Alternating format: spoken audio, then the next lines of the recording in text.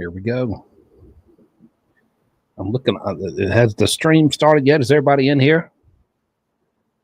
Everybody in here? Nobody's saying anything. Listen, I'm not late. I know it would seem that I'm late, but I'm not. I'm actually not late because I wasn't going to go until right at 1. And so I created this live stream, and I didn't know that it shows, hey, jumpsuit's going live like right now. But I'm not. I'm preparing. I literally sat here. I spent 10 minutes, literally 10 minutes untangling my headphone cord from my microphone cord. Okay. And just so y'all know, while we got some time to talk, I have reacted to most of the Wade call from yesterday. The reason I haven't posted it yet is because I do have to kind of. She's not testifying till 1:30. Oh, well, someone told me 1, so crap. But no, we'll hang out. I do have to go through and rewatch it because I just kind of talk for an hour usually every time, and I don't remember everything I say, and I kind of have these legal guidelines I've been given to where as long as I stay within them, I'm okay and I'm protected. Because you got losers who want to try to do stuff. And so I do got to rewatch it. Once I finish doing it, I have to rewatch the entire thing before I post it. And I have not been able to rewatch it yet. So I have to rewatch it. And then I will post it. But it's already done and it's coming. So trust me. It's all good. Court is back at 1, but Sarah won't testify till 1:30. Okay. So who is Sarah Boone? We supposed to know who that is? We don't. Well, brother, I think you're the only one who don't. I think everybody knows who that is. Boonabee. You got Waitress and Boonabee, okay? Boonicus. Big Bad Boone. That's who she is. Trust me, you don't want to know.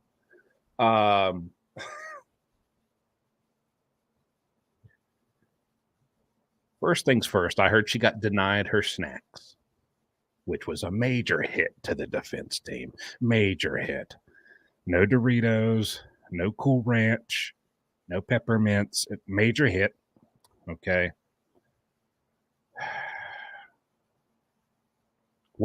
Tell me this. What have I missed while we got some time?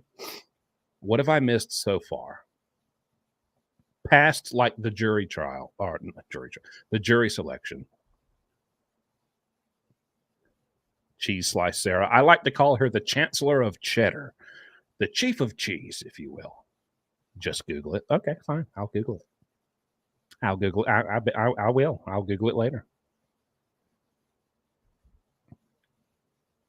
Did Jelly Roll's wife talk to Wade? Apparently.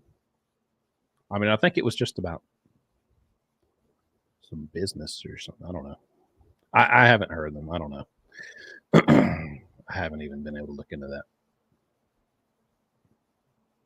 Chief of cheese.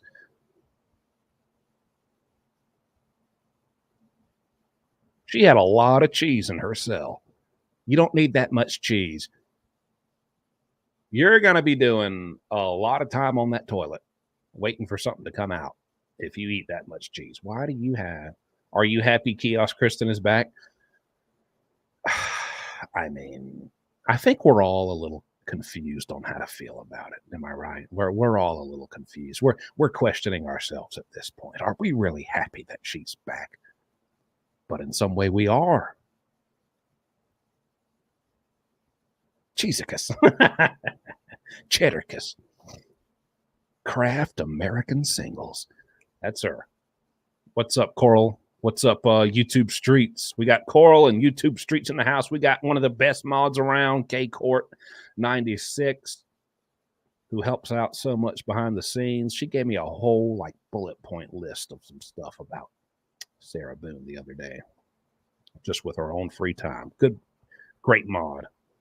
Great member of the Kiosk Club. But thanks to all the mods in here. We got almost 1,000 in the chat. We're just waiting on Miss Boone. Did Melly's here? Good to see you, Melly. Did Miss Boone get her haircut she wanted so bad? How's Hissy fit? She's a little angry lately. The new kittens, she's been disturbing her alone time. She values her alone time. And the new kittens kind of, she's bothering her a little bit, but she'll grow out of it. It'll be all right. What did I name the new kitty? Persnickety. We call her Snicket for short, or baby Snicket. Her name is Persnickety, and her middle name is Fiddlesticks. Because every time you look at her, she'll just start purring, and she starts doing her paws like this. And so it just made me think of like fiddlesticks, because they're like little sticks just fiddling, you know. Looks like she cut her hair herself. She probably did. She probably used one of them stale cheese slices. Shing. All right, here's the thing, y'all. Let me ask y'all this beforehand. When she's talking, would you rather me stay silent until we got some breaks in the conversation, or do you want me to kind of just do my thing how I see fit throughout? What do we want to do?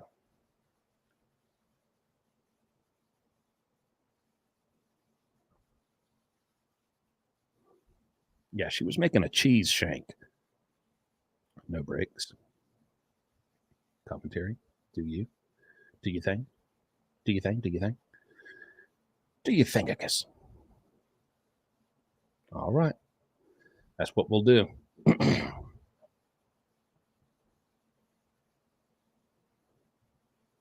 All right. Sounds good.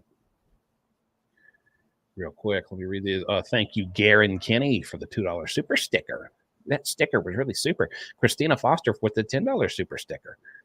Oh, 10 gifted memberships from Rhino Girl. Thank you. I know everybody appreciates who was randomly given a membership. Don't talk over the witnesses, please.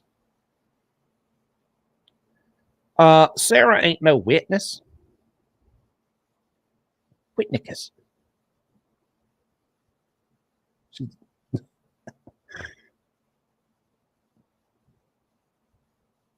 I know. Listen, she got caught with what, 48 pieces of cheese in her cell?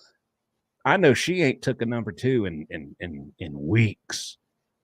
Weeks.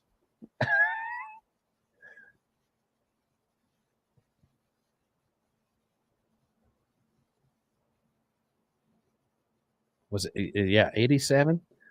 Good gosh. I live out here, and I don't have 87 slices of cheese in my house.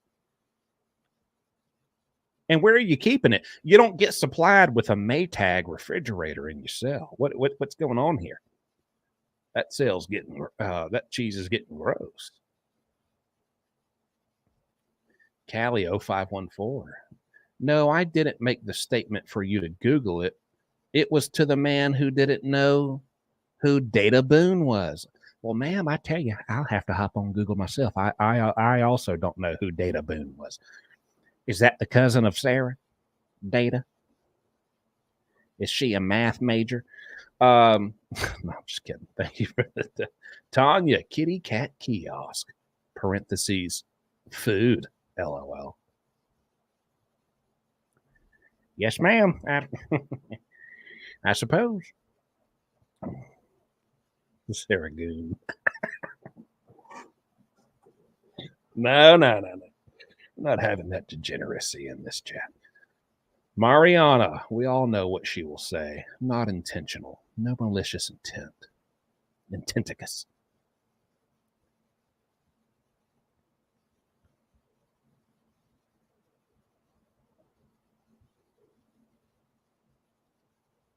She also got caught with gloves, cups, paper clips, bra straps, and more. So just the straps, not the, if you will.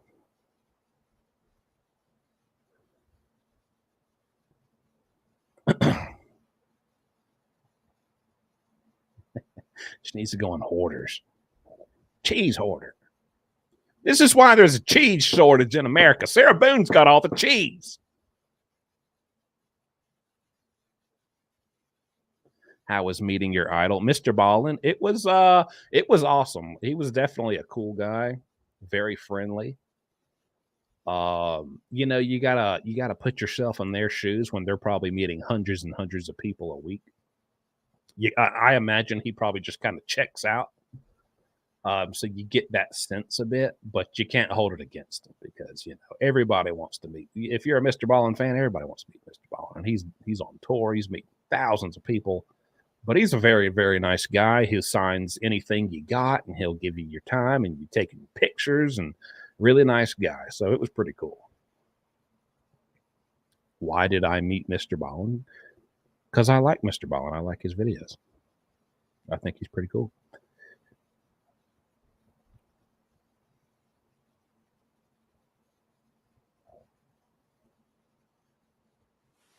Oh, I see a head. I'm going to get small. We are on the record. 20. We'll wait for it. That's fine. Just hang out for me. Yeah, Miss Boone's not here yet. She's eating a grilled cheese sandwich.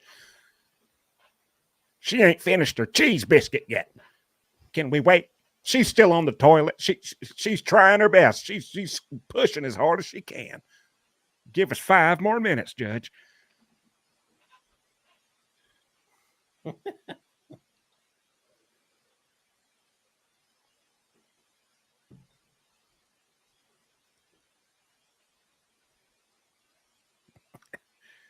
Judge, she got a hold of some pepper jack. It's tearing her up. We might need another recess. The Chancellor of Cheese.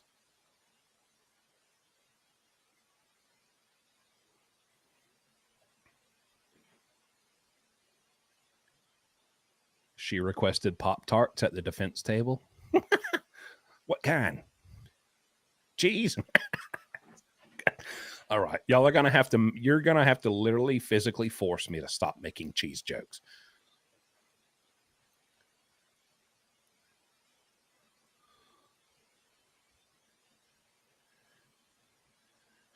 Objection, Your Honor. It was Swiss.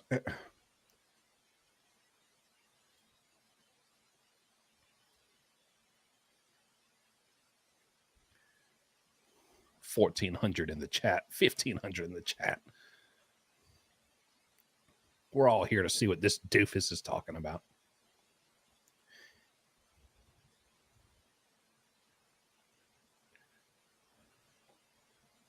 Your Honor, I can't testify due to the fact that my tummy's empty. Oh, there she is, the hair. Oh, oh, oh, the hair. It looks so, it's a haircut. Goodness. She looks like a founding father. She got that George Washington.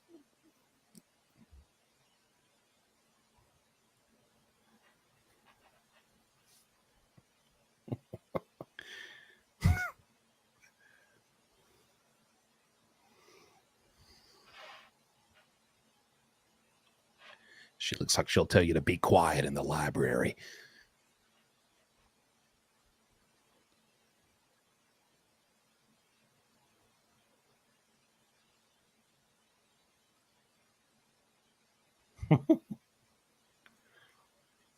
She's got that Thomas Jefferson.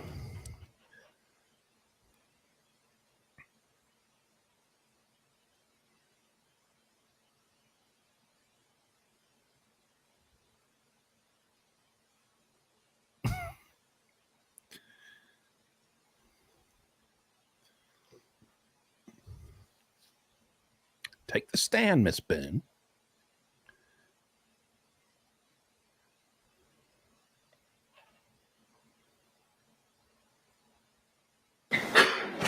We're back on the record. Case number 2020 CF 2603. Y'all State like of this Florida better? versus Sarah Boone. Let me get appearances for the state. Dave Castro on behalf of the state. William J. for the state. Defense. James Owens for this minute. County Henderson from Ms. Boone. Ms. Boone is seated at council's table, wearing the same black jacket and blue blouse from this morning. And We will be terrible standing haircut. when our jury enters. She is in custody, but out of any restraints. As she is testifying first, once we bring in our jury, she will walk to the jury box and be sworn in front of the jury. State, we're ready to bring in our panel. Yes, Your Honor. I was able to get the redactions done. I put a disc on Mr. Owens' notebook there. Has the case number on it and 3 black dots in Sharpie, just so that a random way of saying what it is. Excellent. Appreciate it. Thank you for getting that done over the lunch hour. Defense, are we ready to bring in our jury? I've got a couple of issues. Yes. Uh-oh. Number one, Kevin Beck is working on. Let the record reflect that Mr. Beck has appeared.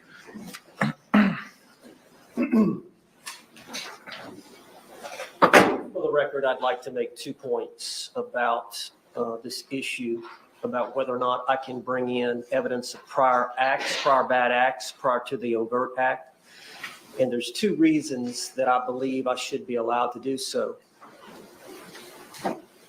One is, Judge, in that 2-minute video, Sarah Boone makes a statement, "That's how I feel when you choke me." And then some moments later, "That's how I feel when you cheat on me." And she's angry at him, and she's talking to him. She's talking to him in an intoxicated state. That's how I feel when you eat my cheese. And she's expressing her anger and why she is angry. And I ought to be able to elaborate on what that is that she's angry about as it relates to when you choke me. That's my first motion. Okay. The second one is, Judge, on this. Before you proceed with the second, is the second intertwined with the first? No, I mean, it's a similar argument, but related to something else. Okay, response. Judge, I don't disagree that they should be able to bring that in once they've established an overt act that is imminently dangerous to an objectively reasonable person. I believe that's the law. Any other further arguments, sir? Not on that issue. Motion's denied. Court, again, is going to rely on the Supreme Court's guidance in these situations based on Holland 916-7-2-750 at point 760 through 761. My second argument ties into what he just said about what a reasonable person would do under the circumstances facing an imminent threat, whether a reasonable person would perceive the overt act on the part of George Torres that was witnessed by Rachel Sarah Edwards with the Boone. $5. Thank you. Would that be perceived by someone as a imminent threat? And to some degree, you have to understand the history of George Torres and Sarah Boone. They were together 3.5 years. They were engaged, but there had been a history of violence. Yeah. And So what? from the evidence that's been presented, facing the circumstances in total, if you take what she said at various times, you would understand that she became concerned when he came back from Publix with that second bottle of wine, because she knew when George Torres gets to a certain level of intoxication, he Christine with the $10 donation. Thank you so much. gets sad, he gets moody, and eventually he gets belligerent, and sometimes he can be violent. So she knew when he brought home that second bottle of wine that it was not going to be a good night. And she tried to keep him occupied and tried to keep his mind off of his troubles, because she knew that if he reaches a certain level and is dwelling on his hardships, that he will react to her in a violent way. And so she strategically placed the luggage right where she wanted it. So she had that state of mind with that understanding of her history and his history in his overt act, which she's going to testify to, coupled with the fact of her state of mind based on her past experiences with him. And that Melly, thank you for the intoxicated membership. state and the fact that he is violent. So she was hypersensitive to danger.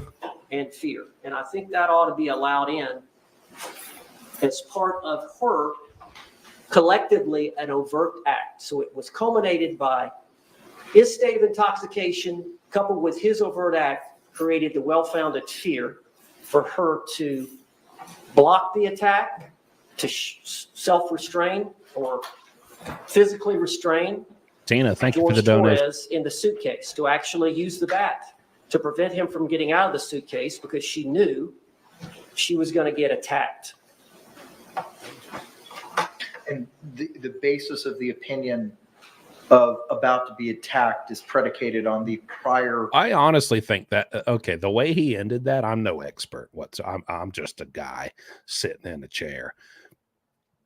That ending is pretty crazy. So you're telling me so you just admitted she purposely. Are you blaming it on being drunk and you just were messing around playing hide and seek? Or are you like, I got him in the suitcase and I wouldn't let him out because I knew. So I meant to keep him in there. Like, I don't think that's a good. Correct.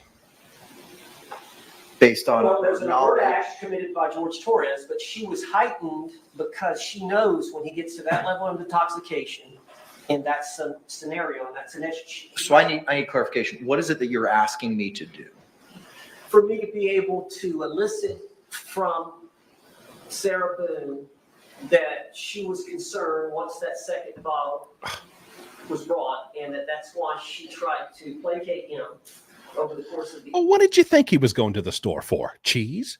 evening, and that's why she had a heightened sense that he was capable, Judge, due to his degree of intoxication, that he may act violently towards her. And a lot of the problem is, Judge, he doesn't remember battering her the next day. That's part of the reason that she videotapes him and photographs him. She starts to document what happened so that she can show him. She loves the man. She adores the man. She wants to marry him. She wants a life with him. But she's tired of being beat on. And so that all ties into her behavior, her sense of nervousness at that point. The reason she was so confident during that 2-minute video is because she knew, okay, this is my chance. He can't get to me. I can tell him exactly what he does. This is such a bad defense. And how I feel. Oh, jeez. And so that's all tied together with then he starts to try to get out of the suitcase, and she reacts the way Like she you're essentially, your defense is that she like restrained him against his will so that she could talk her crap to him. That is such a bad defense, in my opinion. Response. We held these arguments already. The court has ruled there are no new arguments being made. The court understands exactly what Sarah Boone, the defendant, said to Dr. Werner on October 2nd. The court knows exactly what the defendant said to Dr. Harper over the period of a number of months and years, and there was no overt act. The overt act has to be something that is objectively reasonable to cause a reasonable person to believe there's an imminent fear of great bodily harm or death. What the testimony is not that that's what has occurred, that there's her new testimony is this generalized fear, but you've already read that and you've already ruled on that. And I'll just remind the court that her previous testimony is it's all fun and games. We're laughing. Right. I zipped the suitcase shut. We're still both laughing. It's funny. Exactly. Yeah, that was always my understanding of what the defense was. Oh, we were both drunk, running around, being some little drunk, little couple, and we played hide and seek. That's kind of what we do. We get a little wacky, and funny enough, he's so goofy. He wanted to hide in the suitcase. He thought that'd be a good hiding spot, and I caught him, and so I tiptoed over there, he didn't know I knew where he was, and I zipped him up just as a big old gotcha, a big old yuck, a funny little thing, and then I forgot to unzip it. That was my understanding. And now you're like, oh well, she feared for her life, and she had to keep him in there, Judge. And then the decedent says, I can't breathe, and then she flips a switch gets angry because it reminds her of all the times before where she is asserting that the decedent made her feel like she couldn't breathe. And then that's when she starts beating and shuffling the suitcase so much that it flips over and hitting him with the bat. And we've covered this ground.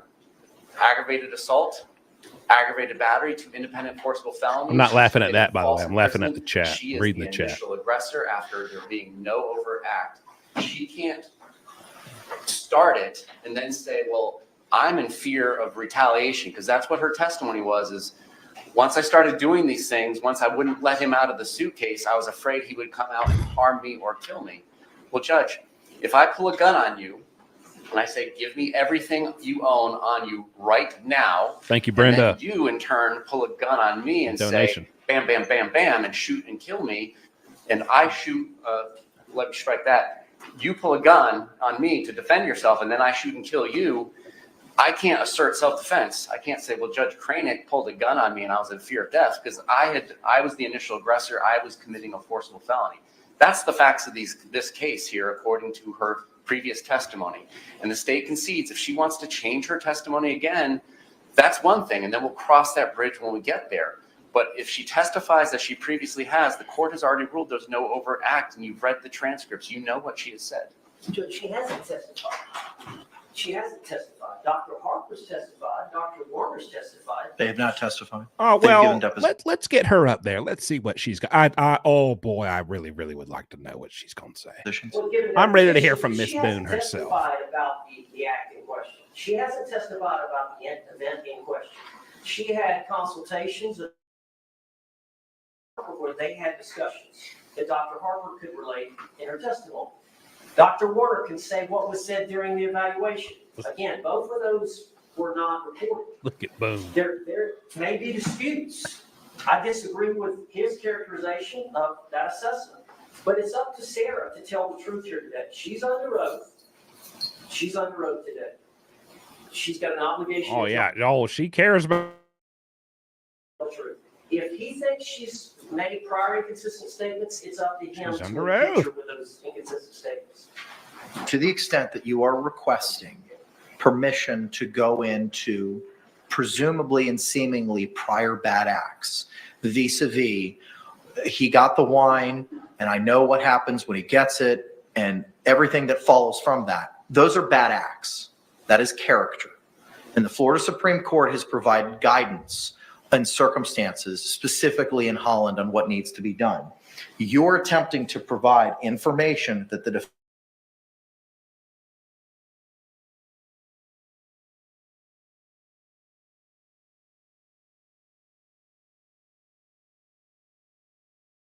bad character evidence. This is what happens when he drinks. This is what happens when I don't placate him.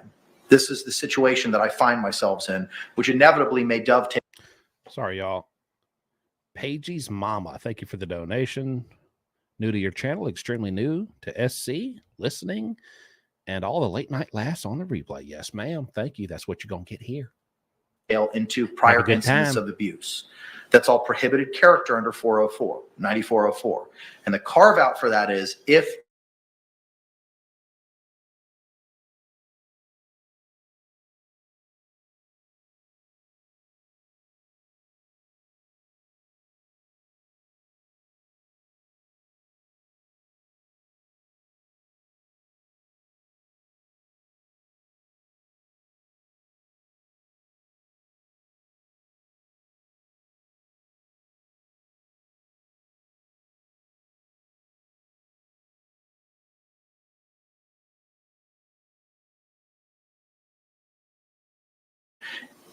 I'm going to rely on Holland. Holland is the law of the land. It is what the Supreme Court has told us to utilize. That's what I will be relying on. I'm sorry, The y'all. overt act has to be I'm trying. established. Ms. Boone, do you understand that? I do. Okay. Anything else? We cannot talk about any prior bad acts or anything of that nature until we talk about the actual. Sorry, I'm in a hurry. I'm in a post-hurricane zone. I'm doing my best. Do you understand that? I do. Okay. Anything else, State?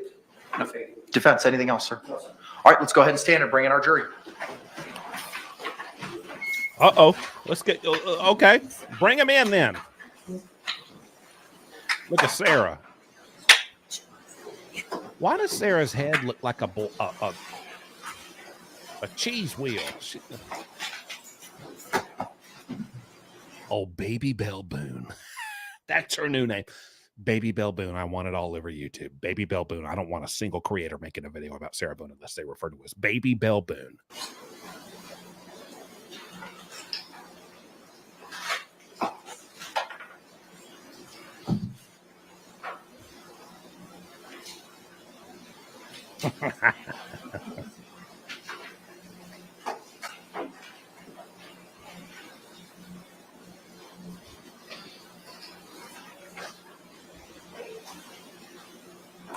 Boonicus. Jury entering.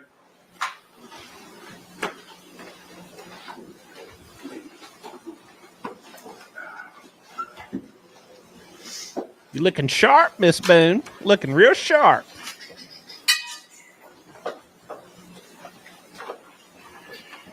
That haircut's gonna win you the trial, I tell you what. State, do you recognize our jury? Yes, Your Honor. Defense, do you recognize our jury? All right, thank you. Y'all can be seated. Sharp. Members of the jury, after seated and comfortable, if you could raise your hands to confirm that you complied with the court's instructions during the break. Record reflect all hands have been raised. With that, state has rested. The defense is going to put on a case. Defense, Mr. Owens, you can call your first witness. The defense would call Sarah Boone. Uh-oh. Big Boone. Fresh off a grilled cheese. She's ready to testify. Make your way, Miss Boone.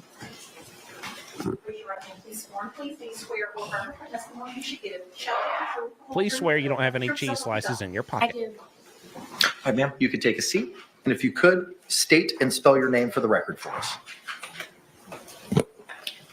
Sarah Boone, 101077. And could you spell your name? SARAHE. Oh, no. Wait. All right, thank you very much. Did he say state your name and spell it? Correct me if I'm wrong. Did he say state your name and spell it for me? And this woman just got on there and said her name and blurted out her inmate identification number. Oh, wow. Is that what that was? Oh, it was her birthday? Oh, okay. Okay, I was about to say.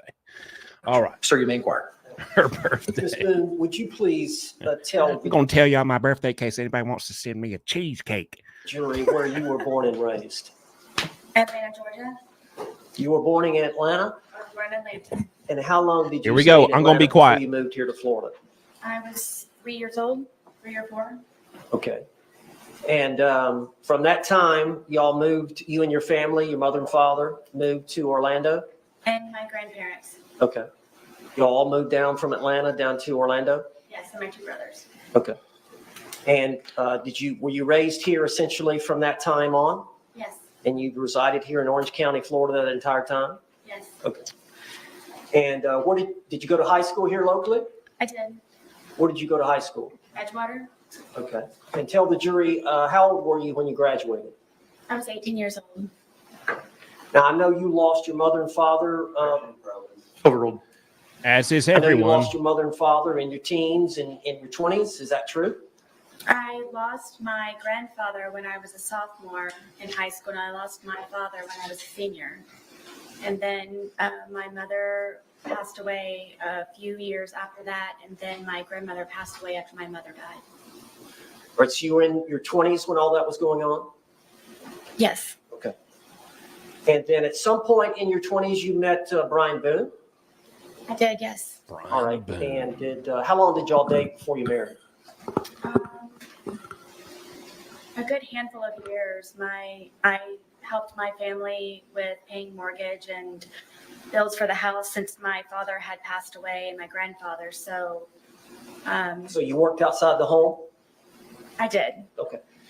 Can you tell the jury when you said you and Brian Boone dated for a while? Do you remember when y'all married? I do. Could you tell the jury when y'all were married? The year? Long before that haircut, I'll tell you that. Do you remember the date? It happened to be, yes, that after my mother passed away, that he had waited to ask me to marry him because he knew it would be I Objection, non-responsive. Somebody said aged cheese. just answer the question if you can, Miss Boone. Are you a little bit nervous? Well, just tell the jury if you remember the date that you and Brian Boone married. August 21st, 2004. Okay. And had y'all lived with each other for a short time before that? Short time. Yes. Okay. After you married, how long was it before y'all had any children? Gosh, 6 years. Okay. Sarah, when did you purchase your first suitcase? And y'all have one son. Yes, What's his name? Lucas. And how old is Lucas now? Lucas will be 14 years old on the 28th. 28th of this month? Yes. So you and Brian were married and y'all lived in Orange County. How long were y'all married? For 13 years. Correct. And y'all divorced? Yes. And as part of the divorce, were y'all to Sean, thank you for the donation. so y'all would split days? Would that be fair to say? Yes. At some time after you and Brian split up, did you meet George Torres? Yes. All right. Could you tell the jury how you met George Torres?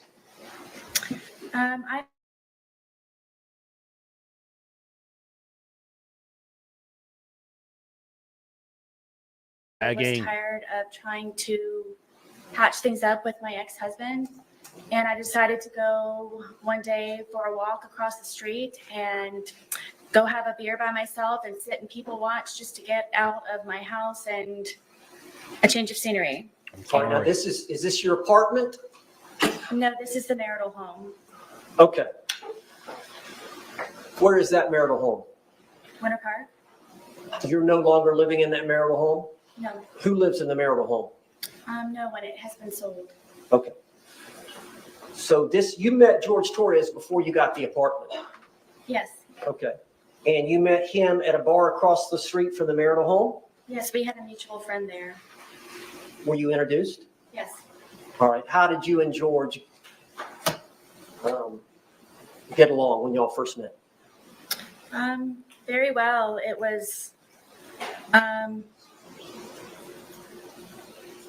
strange how quickly we hit things off and had so much in common. And I never thought that he would be interested in someone like me. And I just couldn't believe that he was actually interested in me and said a lot of nice things. And 1 hour ended up being 4 hours from when we had first met. And then we would always have something to talk about. Why couldn't you believe that he would be interested in you? Because my haircut, Your Honor. He was very handsome. He was very funny. You're handsome too. He was smart, and I would show up in workout clothes and disheveled hair, and I guess I kind of felt broken from being in the process of the divorce that he knew about. But then one of the things that we could relate also was the fact that he was here in Florida because he had just been divorced from his second wife. So that was another topic that he and I could compare notes on. Well, I first saw him on a park bench eating a bag of Cheez-Its, and I just knew. So eventually the divorce was settled. Did you get your own place? Yes. Is it fair to say that after at first you lived in your parents' home, correct? Yes, until I was married. And then you moved directly in with Brian, Yes. and then y'all lived in the marital home, correct? Yes. And then you got this apartment. Yes. So that was the first time in your life that you actually had your own place. Yes. And what was the address? 4748 Cheese Grants Boulevard. Court, apartment number 3. And what city is that in? It's in Winter Park. I'm going to stop with the How far is cheese that from jokes. here? 20 minutes. Okay. So you got that apartment, and initially were you by yourself? No. All right, tell the jury. In the almost year, about 10 months of separation from Brian, my ex-husband, that is the time when I met George. And my ex-husband was trying to buy me out or force me out of our marital home, and I needed to find somewhere to live. And So did you and George agree to rent the apartment? yes, I needed extra income. We could not afford it, just on my own. You were receiving some income from the marriage settlement, were you not? Yes, So you did have consistent monthly income coming in from the marriage settlement, for the most part, yes. but you needed more to live. Yes, to pay the bills and for rent. So did you and George have some agreement? We did. All right, what was the agreement? The agreement was that if I decided for he and I to live with one another, because it would be under my name, that he would help with the monthly bills and on a regular basis, where it wouldn't be something that I would have to argue with him about. It would just be an automatic. Make sure that everything's paid first, and then from there, hopefully have some fun with it. Okay. And so I understand from that point on, would it be fair to say that y'all saw each other on and off for about the next 3.5 years? No, I would consider us a couple. Okay. At some point, he asked me to marry him. Okay. But y'all did have times where he left and went to live with his parents. Yes, Is that fair? yes, And there were times where there was an understanding that y'all were going to break up. multiple times. Okay. All right. So again, on again, off again. Yes, this was actually before we had our apartment. That was, I guess, our dating phase. Okay. So y'all were together for 3.5 years. Is that fair? Yes, And y'all had actually agreed to marry? he had asked me yes a couple of times to marry him, and one time I agreed to yes. Okay. Now, I want to get directly to the date of this event so that the jury can hear your testimony. All right. So tell us, I believe the date is February the 23rd of 2020. Her haircut looks like she's the principal of a high school whose football team has a horrible record at the end of the season. Look at her. It's your fault. The Johnson County High School Cheese Whizzes. Explain to the jury that whole day, from the time y'all got up, the whole thing. Approach. Sip your water.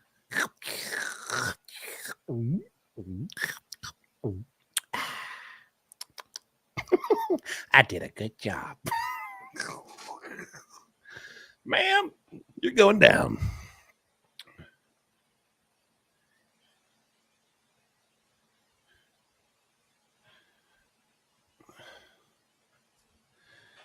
I'm parched. I got a lot of cheese in my throat.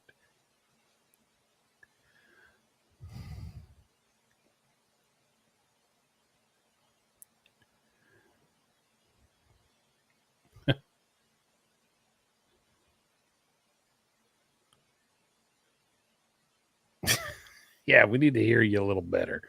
You're crappicus.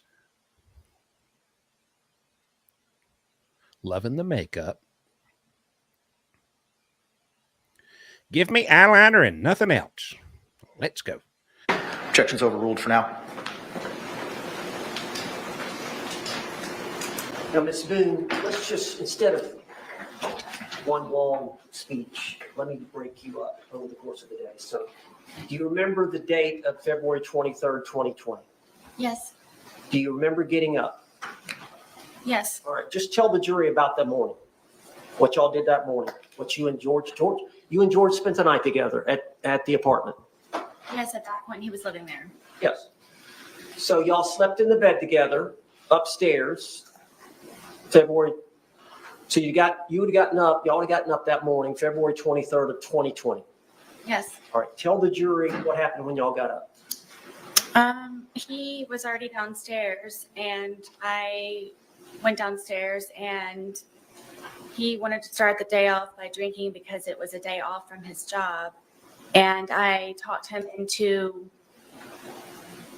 cleaning and tidying up the house for a sense of accomplishment. So that is what we did for however long that it took. So we did tidy up the house and got everything in order, and it was kind of a reward, I guess, to be able to sit and enjoy ourselves and sit on the back porch. All right, what do you mean by cleaning up the house? What did y'all do? We swept and mopped. We folded some of the laundry. I know that we did the dishes, emptied the dishwasher, just general run-of-the-mill tidying up. And did you have your son coming the next day? Yes, that was one of the reasons why we were able to do that. What was the arrangement you had in terms of the next day would have been your day to pick up your son from school? Yes, What time would you pick Lucas up from school the next day? I believe his school ended at 3:00. Okay. So you would have been responsible to pick him up and he would be spending a night with you that night. Yes, So you wanted to have the house nice and clean. yes, How many bedrooms are in the home? 2. And you and George had one bedroom? Yes, And who had the other? Lucas. All right. Is that exclusively his bedroom? Yes. All right. So how long would it have taken y'all that morning to clean? I don't really remember what time we woke up, but maybe a good 2, maybe 3 hours. Okay. And would it be fair to say that you and George both smoked cigarettes? Yes, And would it be fair to say that you and George both drink alcohol? yes, So at some point, y'all finished your chores, yes. right? Did you say then y'all chores or went to enjoy the cheese? day. Yes. All right. What was the plan? It was just kind of, we've got the day to ourselves. Let's just kind of relax and go with the flow. All right. Did y'all make a decision that y'all were going to start drinking? Yes, we had a half of a bottle that was already in the refrigerator, and I did not want to go out afterwards. I, again, had Lucas coming the next day, so we went over to Publix to purchase another bottle of wine, so we could not have to go out later on that evening. Now, you were here in court when the state played the video of you two and the Publix purchasing the bottle of wine. Yes, Is that what you're referring to here with the jury right now? yes, Okay. And that was around noonish? I believe so, yes. Okay. Had y'all started drinking the leftover bottle before going to the Publix? No. Okay. So y'all bought a bottle of wine?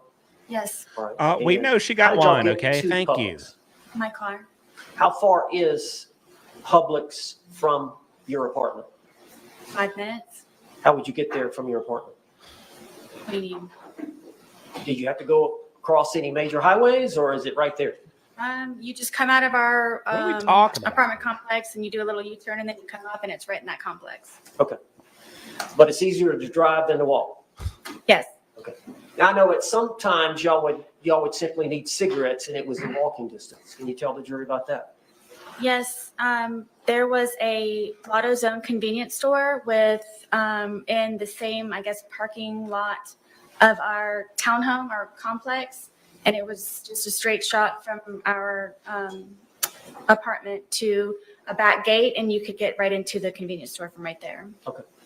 But y'all went over to get that bottle of wine around noonish. And how did you took your car? Yes, Did George have a vehicle? we did not. And how did you pay for the wine? With my debit card? And then y'all came back and started drinking? Yes. Okay, tell us what you did when you got back from the Publix. Drink. Just went on the back porch where we usually spend our time because we're able to smoke cigarettes outside as opposed to inside. And Is cigarette smoking not allowed indoors? it is not.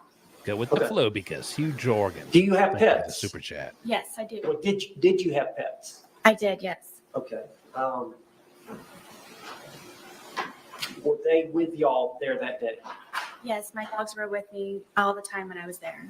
How many dogs do you have? I have 2, And just what are their names? Penny and Tess. And what is the breed? Cheddar They and are red cheese. Boston Terriers. And are they both the Cheddar same? and cheese. Yes, Penny is blind and Tef is deaf. So when y'all went Deaf and a out to blind smoke on the What a back good porch woman. and drink, I assume, as well, correct? Yes. Did y'all take the dogs out? Oh, yes. All right. Is there a place for them to do their business out there? Yes, I extended our back porch for them to have a little bit of area as opposed to going from a large backyard from my marital home to our little townhome. And they would come out there and do their business, and I would open the gate and then walk them in the back part of our apartment. So Tasha, you and thank you for George the were super just going to sticker. enjoy the day together? Correct. Is it fair to say y'all don't have a lot of money? Yes. And so y'all were going to do something? It's fair to say y'all are broke. Y'all are pieces of crap. Nobody works. And you go to Publix and you shoplift wine and cheese and go back to the apartment and run around and play hide and seek. There in the home. Y'all weren't going out for dinner or? Yes, we At the grown age of 50 something. primarily, I would consider us homebodies as opposed to going out and partying and doing this and that. Okay. And how long do you think y'all were out that afternoon outside? A few hours. All right. Could you tell the jury what y'all did during that time? We have a dartboard that's out there, and we just had drinks, and we're just really enjoying each other's company and talking about, things upcoming. We both were looking for a job and just kind of, I guess, encouraging and supporting and planning. Well, now you said he had a job. Was he looking for a job, a second job? No, the job that he had was very unstable, and at that, That sounds So he was weird. looking for something new. yes, What kind at of that job time, was yes. it? I'd like to know that. And so during that 2 or 3 hours, would it be fair to say that y'all drank the bottle? Yes, Okay. So would it be fair to say that y'all were feeling the effects of the alcohol? yes. Okay. No, At some point, They scammed us. They sold us grape juice. Natasha, thank you for the super chat. who made the decision to come in? I did. Okay. Why did y'all? Guys, I'm not gonna lie. I gotta use the bat. I gotta pee real quick. Should I just let this play or pause it till I come back? Tell me quick. Hurry.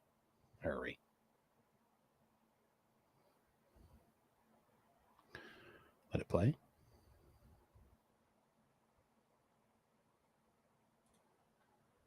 I'll be right back. They're just talking about their I feel that supermarket ours, trip. the I'll change be of back. scenery. Okay. So y'all came in, and then did y'all do anything else before he left again? Were y'all doing anything?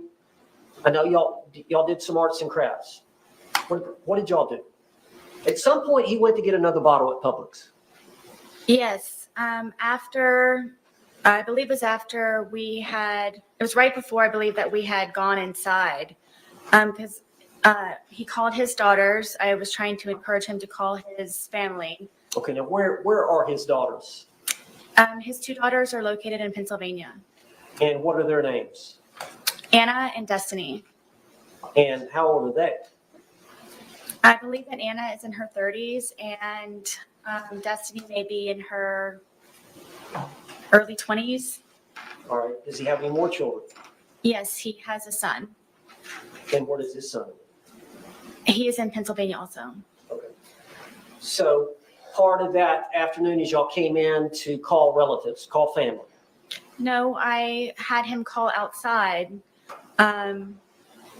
just trying to, I guess, boost the mood. The first daughter didn't answer, and I don't remember the reason I didn't speak to the second one. I believe he did. It was just for a moment. All right. Now, whose phone were y'all using? My phone. All right. And is that common for y'all to use that, for y'all to share that phone?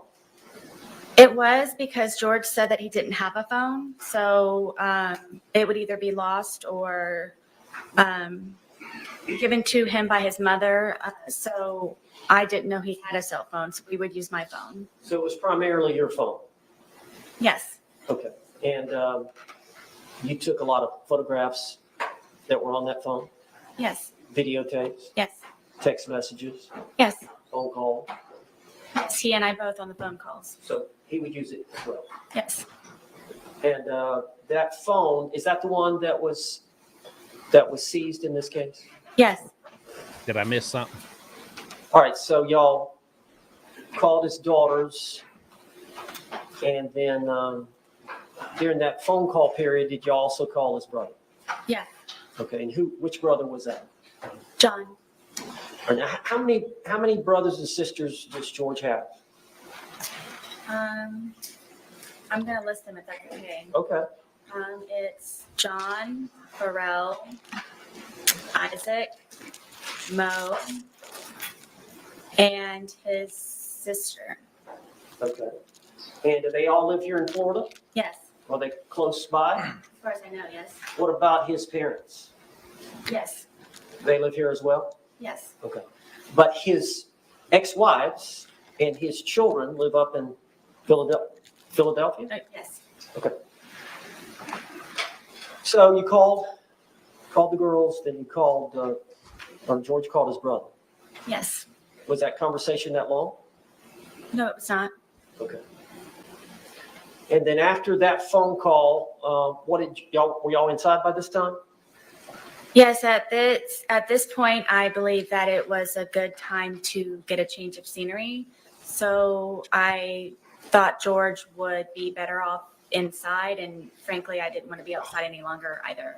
Okay.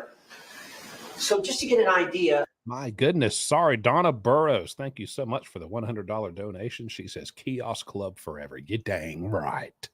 about this time is when he went to get the second bottle, or did y'all stay inside for a while before he left? No, from what I recall, I thought the day was over and it was going to be, get ready for the evening, for the day. What do you want for dinner? Do you have an extra load of laundry that you need to throw in, kind of thing. And that was my understanding. And This was about 5-ish or something? I don't remember the time. Okay. At some point during that time period, did George go to Publix again? Yes, I thought he was going to be walking to the convenience store, but apparently, when he returned, he had gone across the street with my car and my debit card to buy another bottle of wine. What was your understanding of where he was going? To the convenience store, walking, For what? cigarettes. Okay. And you learned obviously that he came back and you learned that he'd used your vehicle Yes, and he'd used your debit card yes, and he'd brought back a bottle of wine from Publix. correct. And you saw the Publix video of that. Yes, So he comes back with the other bottle of wine, and did he want you to drink with him? it was expected, yes. Yes. And you agreed to consume the second bottle with him? Yes. Okay. So over the course of that evening, drinking the wine, what did y'all do for time-wise? Watch a movie, music, just kind of tell the jury what you remember. I know it's obviously been a while, but It was kind of a regular thing where I would always try to come up with entertaining activities for George, and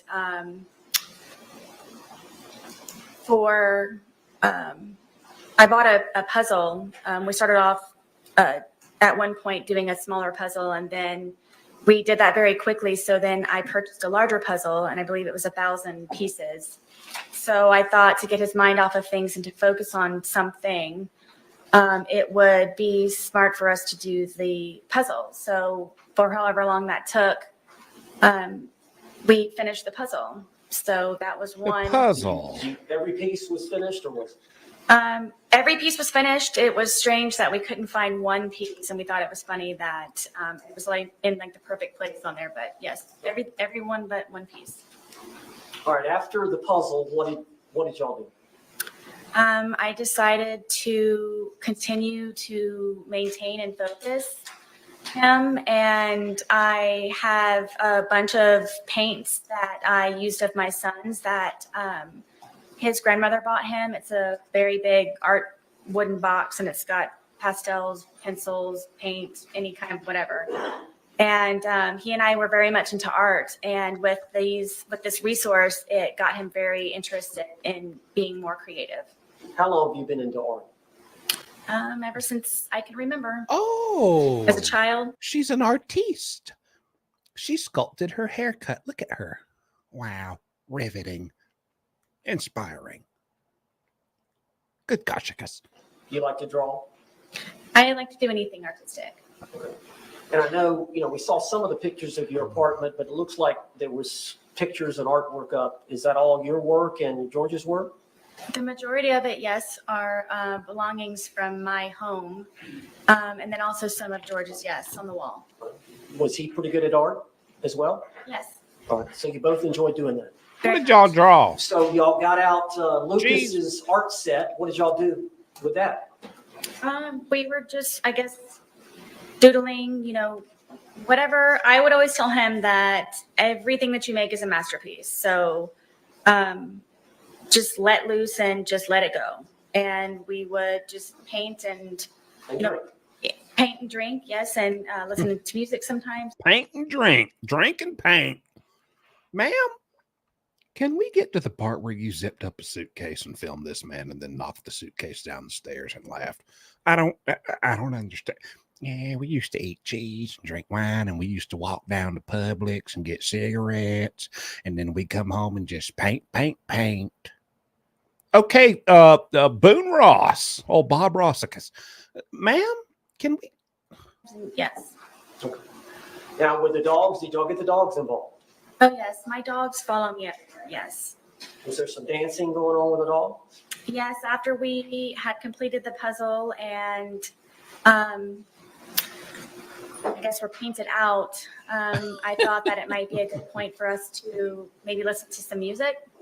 And the music that George listens to is it's very fractious to me. And Oh, go ahead and it's definitely say not it. going to lighten the mood. So we ended up No, go finding ahead and say it. some channel on the radio, and he was feeling it. And then we ended up, my one dog gets very active and was dancing with us, and we were just having a good time listening to music.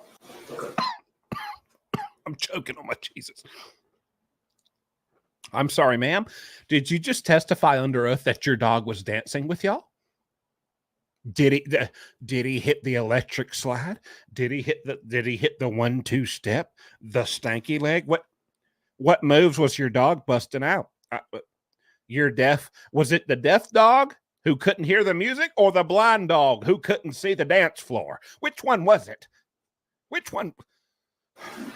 And I guess it's I getting smell a load of moldy cheese here. pretty late in the evening. Yes. Anything else I've missed? I don't believe so. All right. So tell us where y'all ended up before you started the game of hide and seek. We were there. I couldn't think of anything else possibly that I had to continue entertainment. But I remember sitting at the end of the couch and him sitting in one of my son's chairs that was in the living room, and just kind of doing this. Like, what are we going to do now? Like, I very much would like to go to sleep. Hide and seek. Had y'all finished off the that bottle that he had bought? I don't remember, to be honest with you. Bless you. Would it be fair to say that as the day wore on, the more y'all consumed? Yes. And would it be fair to say that as the day wore on, the more you consumed, the more effects you felt from the alcohol? Of course, yes. Both Oh of my them. gosh, that's how alcohol works. Yes, So ma'am. you would Yes, sir. agree, would you not, that at the time y'all were trying to figure out something to do and you put your head on the couch, that would it be fair to say that y'all were intoxicated? Yes. Tell the jury what happened. At one point, I guess he knew that I couldn't come up with anything else, tapped me on my knee and said, "You're it."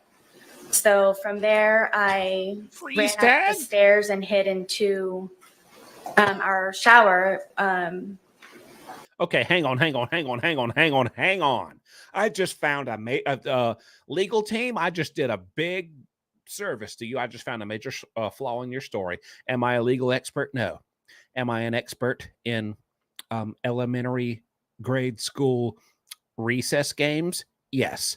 You do not tag someone and say, "You're it," during hide and seek. That's tag, or the often used variant, freeze tag, for if you're a little more extreme. You don't tag people and say you're it in hide and seek. So, case cracked. Give her the death penalty. Just waiting for him to find me so we could hopefully go to sleep soon at some point. And And your shower, is it a tub or just a walk-in? it's a tub, but it's in the master bedroom, and you have to go all the way upstairs. You have to go in the bedroom, and then you have to go into the bathroom part, and then there's the shower part. So did you lay down in the tub? At one point, yes, I was. Okay. So you were hiding. I was trying. Okay. And did you believe that he was going to come try to Someone said that's the smoking gun. No, that's the smoked Gouda. find you? Yes. Did you wait? Yes, for quite some time. All right. Then what did you decide to do? That I decided that I need to go to sleep. I'm picking my son up the next day, and we need to start wrapping up the evening. And I went downstairs to find where he was. And what I think the jury has seen pictures of your, would you call it an apartment or It's considered a townhome. a townhome? So you walk down the stairs, right? Mhm. And at the bottom of the stairs is a bookshelf here? Yes, at the very end of it, yes. Okay. So you walk down the stairs and you turn and look in the living room. What did you see? I don't even think I made it all the way down the stairwell because I was just looking for him as soon as I could to hopefully go upstairs as soon as we could. And I looked over and I saw him settling himself in the suitcase. All right, tell us about the suitcase. How long, is it an older suitcase? Yes, Whose suitcase was it? this is George's suitcase. All right, and did he use it for traveling back and forth to Philly? Yes. He was a I cheese had, smuggler, and that's what recently drew me to taken him. on a trip to go see his children in Pennsylvania, who he hasn't seen in years. Oh, wow. And we took that with us. And because of how dilapidated it was, how broken it was, in the end, after that trip, we decided that we would donate it. All right, and Dilapidated, fractious. What are all these terms and words you're using, ma'am? She's been sitting in her little cell, eating her little, nibbling on her little cheese like a little mouse. Mouse Boone, Boonatooey, Rataboonie, coming up with this bull crap. I understand y'all kept the suitcase upstairs. Yes. How long did y'all keep it upstairs? Since we had moved in. Is there a closet up there you kept it in? Yes, it was in the master closet, the master bedroom closet, all the way in the back because of the size of it, and there was nowhere to put it, so it's all the way in the back. So when did y'all decide to move it down from upstairs to downstairs? Was it that day or sometime earlier? No, it was maybe a week or so prior. Okay. And so what, y'all were gonna donate that to Goodwill or? Yes, we were going to do, I guess, a spring cleaning. Anyone who has children understands that they grow quickly, and there was a lot of clothes that I needed to go through of my sons, and then also from George and I moving in and just kind of putting everything in there, at one point where we just needed to actually go through it and organize it and get things more in order. So is that the reason it was downstairs? You were gonna donate it and a bunch of things that you were gonna put inside of it? Correct, yes. Okay. So it'd been down there a week, so it was already down there? Yes, George brought it down. Okay. So you said that you got down there, you're looking for him, you see him settling into the suitcase. Yes. What did you do? In my head, I said, oh man, we're obviously not going to be going to sleep anytime soon. And What? I walked over and he was trying to get himself flat, so I couldn't tell that he was in there. And then Now, let me stop you there. The suitcase, is it the suitcase over here in the? Yeah, let me stop you there because you about to screw up, doofus. I went down there and I just went, oh man, he's really bad at this game. So your thought was, we're about to be up for a long time. As a viewer, as a spectator, why does that instantly make my mind go to, oh, So you decided right then and there, I'm gonna let him settle in, zip his butt up, and we're gonna have us a little talky talk. We're gonna have us a conversation. I'm gonna make me a cheese sandwich with a side of cheese, and we're going. Oh, he's gonna hear it from me for quite a while. So that's just, you're a doofus. You're so stupid. Yes. You've seen it. You saw it. Yes. It's a pretty big suitcase. Yes. How big is George? George was my height. How And tall are you? I'm 5'3". Okay. 5'3"? And how much Wow. did George Okay. weigh? I thought it was 100 pounds. Okay. And how much did you weigh? I was 98 pounds. You tell George weighed 100. Something don't sound right. Y'all were both 5'3", which is in itself that's pretty crazy. Ma'am, your hair weighs 40 pounds. You weighed 98 pounds and he weighed 100? Oh, I don't know about that. All right. Do you agree you put on some weight? Since I've been incarcerated, yes. Well, at the time, though, y'all were pretty skinny. 100 pounds. So from the pictures, it looks like y'all are both pretty thin. Yes. All right. So because of his thinness, is that how? And he's a small man. Yes. Okay. So he was able to get in the suitcase on his own. Yes. Did he willingly get in the suitcase? He was already in there. Okay. When you got to him, did he see you? Sugar Bear, thank you. Yes. All right. Tell us what happened. I mean, I zipped him up. We thought it was funny. And we're joking about how he was, I guess, small enough to fit inside of the suitcase. All right. So what happened then? From there, it So were was you, ma'am. We were laughing about it, and it was just strange that he was small enough to fit in there. And then I kind of moved it around a little bit with him in the suitcase still. It was still funny that he was still in the suitcase. Just, I think he and I were just kind of couldn't believe that he could fit in the suitcase. Did you eventually close the top? Yes, the top was already closed. As he was settling himself in there, that's how I knew he was in there, was because the top was kind of flopping a little bit. Okay. So he had got in there to hide, and he pulled the top Yes, on top of it. But you could tell he was in there. yes, You saw him right away. yes, All right. So at some point, did you zip him up? yes. Did you? And what was he saying or doing when you were zipping him up? We just thought it was funny. Were you both laughing? Yes, And so you zipped him up. Were y'all still laughing once you zipped him up? yes. Tell the jury what happened then. From there, I moved the suitcase around a couple of times, just kind of on the wheels, and moved it around. And at that point, it was funny. We were joking and laughing about it. Angela, welcome. Now, eventually, did you go sit down on the couch and get your phone? Holly Curran, thank you for the donation. Yes. I missed something? Well, the suitcase had, from me moving it around, was flopped over.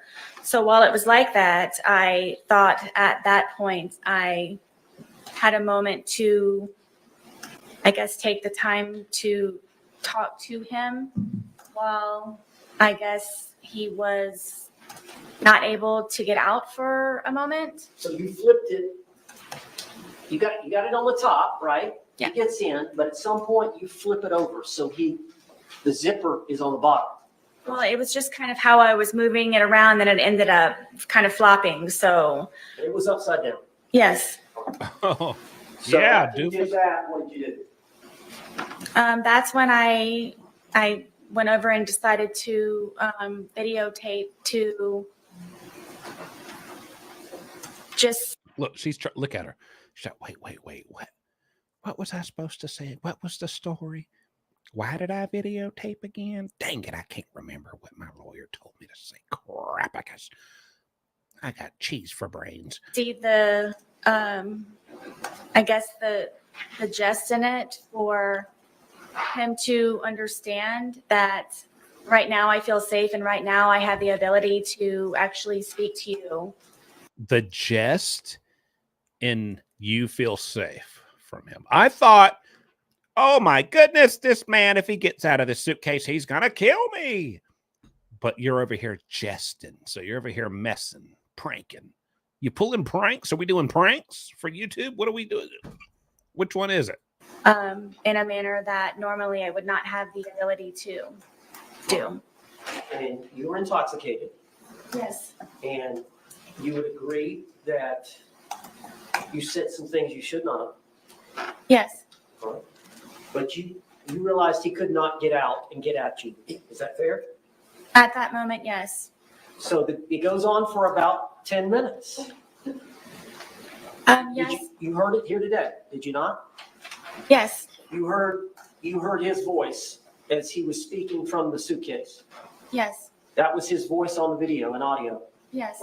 And you heard your voice on the video and audio. Yes. That was your voice. Yes. My thing is, bam, y'all finished off half a bottle of wine and they got a whole nother bottle box or whatever of wine. How do you know all that? How do you even know what happened? Because in that body cam, you just woke up like, I don't even know. I don't know what happened. We played hide and seek and the rest is history. And now he's gone. How do you know all this little stuff you're saying? All those things said by the man were said by George in that 2-minute video. Correct. All the words said by the female were said by you in that 2-minute video. Correct. Were you intending on showing him the video the next day? Yes. At the time or the next day, is it fair to say you don't even remember a video thing? I do not. So, from what you can tell from watching it, did that refresh your memory about that event? It did. Why did you say all that?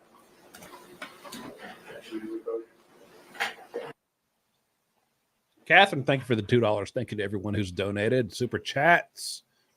I'm trying not to interrupt too much. I know this is the crucial part. Look at her. Look at that mouth. She's like, I want a big old block of cheese in here. I think for her sentence, they should design a human-sized mousetrap. Stay with me now. Stay with me. A human-sized mousetrap and put in a big old block of Gouda. And naturally, Miss Boone will not be able to resist. She'll go grab it, and then whoop, whoop. There's your sentence. That's what I think.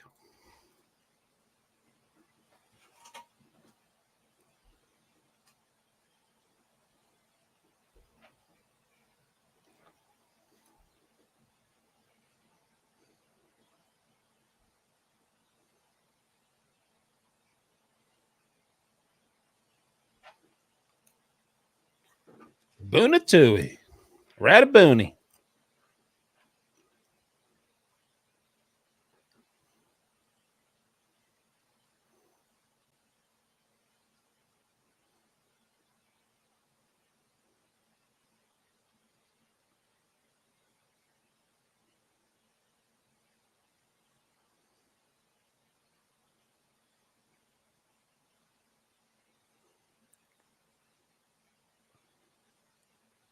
Thank you, Charlie Blake, for the donation. Thank you, JSP. We need your commentary to get through this cheesy mess. Yes, ma'am. You know I'm going to be here. Shout out to your TikTok channel, by the way. I see your videos a lot.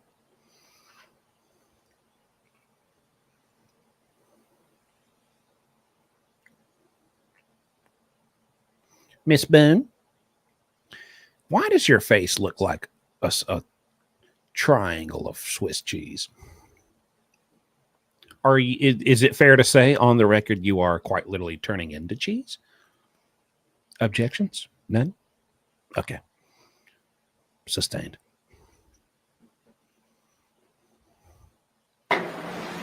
Mr. Owens, you may proceed.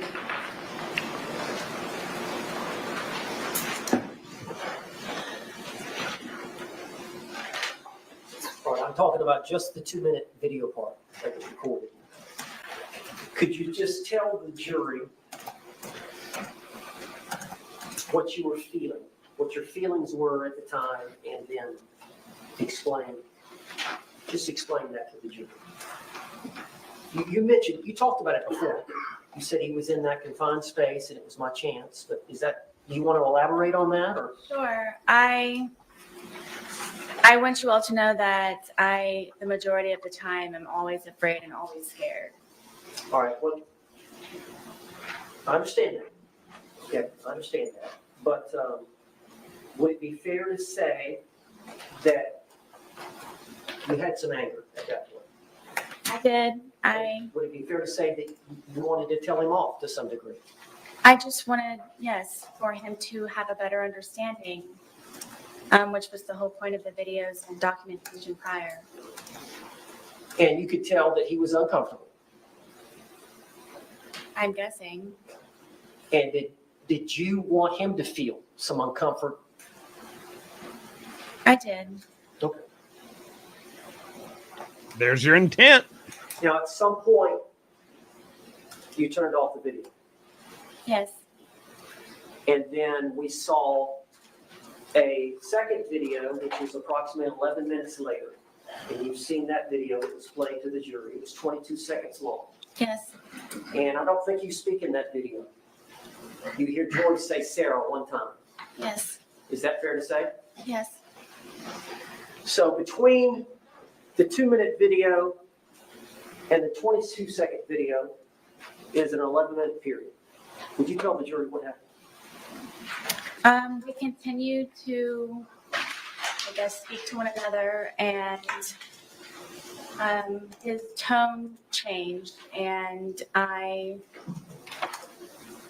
knew the tone, and we ended up, I guess, arguing back and forth with one another, and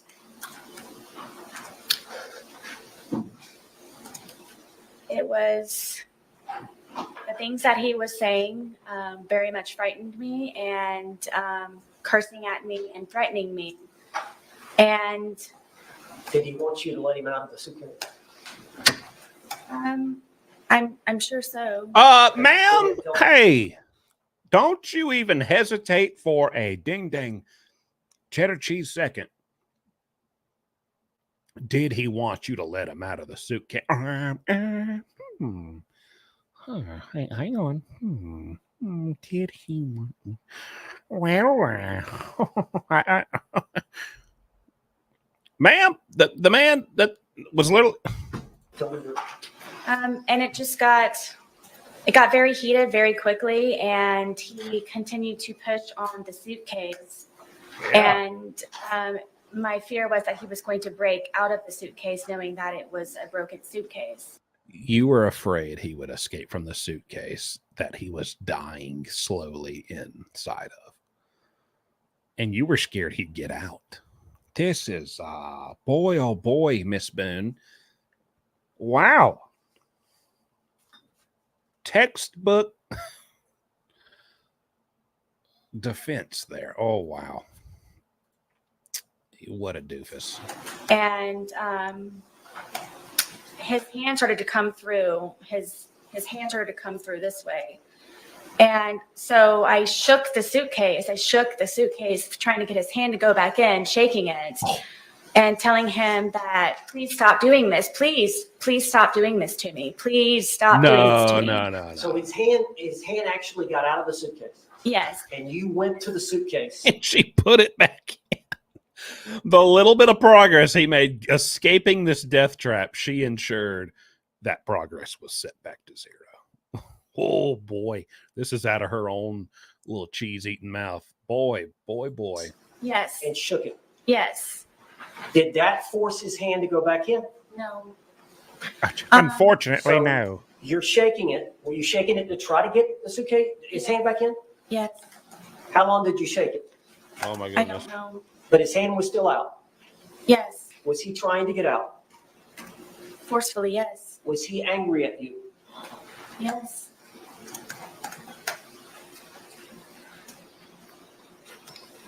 Were you in fear?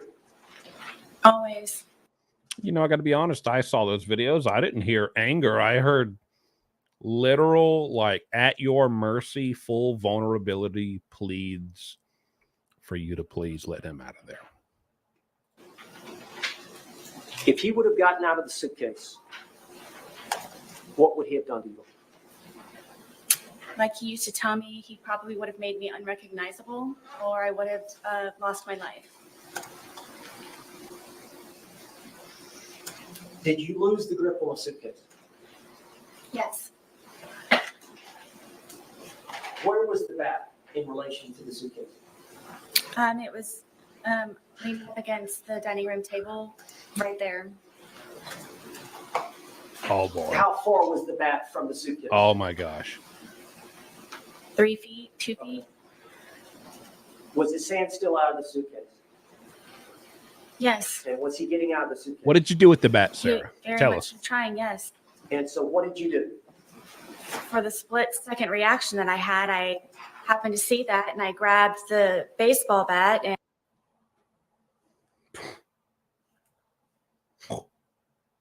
And you mean to tell me this woman who has been locked up for 5 years and you will receive 5 years time served on any sentence you get, turned down a 15-year sentence where you would have only served about 10 to 12 and you would have had 5 years knocked off already. And you were turning it down to get up here and talk about how you grabbed a baseball bat and did what?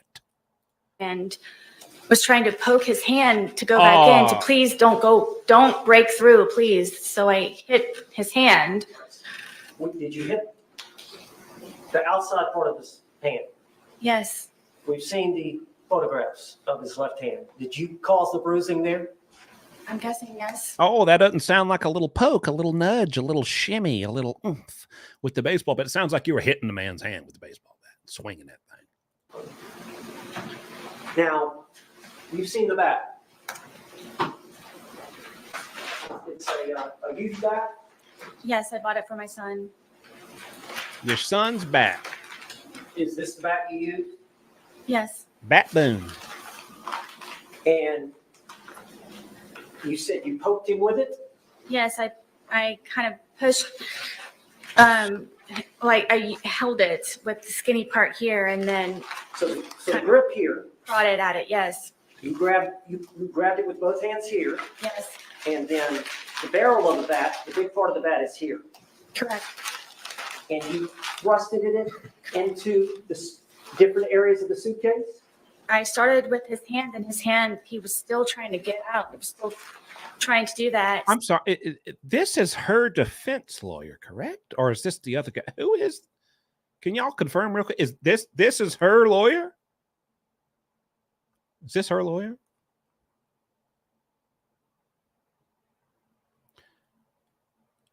Oh. Oh boy. Wow. So I started to push on the suitcase around it, hoping to have his hand retract and go back inside. Jeez, bro. You made those injuries. I did. We've seen the photographs. Yes. We see the bruising. Is that from that bat? Yes. Eventually, did his hand go back inside from you doing? Yes. Finally, he had subsided and retracted. Subsided and retracted. So in your mind, did you prevent him from attacking you? Absolutely. Split second decision. Now, once he retracted his hand, do you remember zipping it up some, or what did you do in relation? Because he was upside down, was he not, at that point? Yes, At some point, you flipped him back up. I did. Tell how that happened. He wasn't cursing. He wasn't threatening. His hand was inside foremost. There was no more of him trying to break through the suitcase. So I felt safe enough to turn it back over. It wasn't happening anymore. You went back to the video and the couch, I did, yes. and we saw the second video, Yes, the 22-second, and he's right side up again, yes, and you hear him say, Sarah, yes. had you left enough room for him to get out? Zipper to zipper. Yes, that's how his hand was trying. That suitcase has 2 zippers. So you purposely left enough room for him to get out. But the reason you hit him with the bat is so he couldn't get out. But you made the conscious decision to allow him room to get out. What are we talking about here? And they meet at various places along the line. Correct. How much room, when you flipped it over, how much room was between zipper to zipper? I don't know specifically. I mean, it was enough to where his hand was coming out. After you had hit him with the bat, was he not trying to get out anymore? No, Did you believe that he could breathe in there? yes, Did you ever believe he could die in there? no, at all. Were you trying to kill him? Never. Did you want to Don't kill him? sound like it. I did not.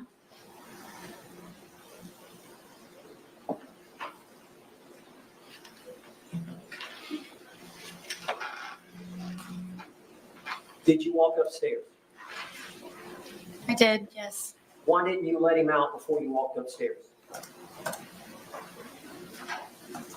Were you afraid? And is it in fact not easy being cheesy? Terrified is more of the word. As long as he was in the suitcase, he couldn't harm you. Correct.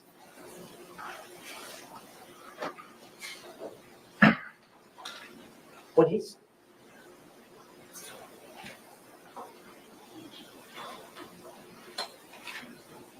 Did you want him to calm down? Yes, I wanted him to stop being angry because I know what it is for him to be angry. You went upstairs. Where were the dogs? The dogs ran upstairs with me. And where did they go? On the bed.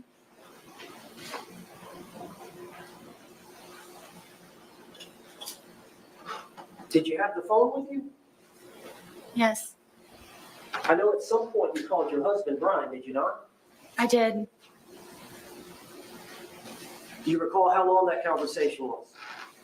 Not very long.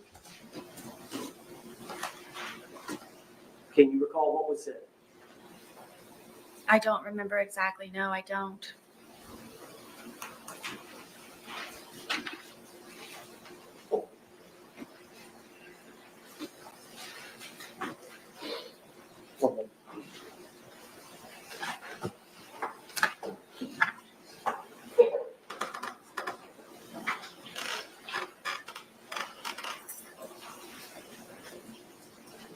Thank you, Schmumpkins Rachel, for the This, 1 membership. Sarah Boone, you said that when he was in the suitcase, he was threatening you. Can you tell the jury what he was saying?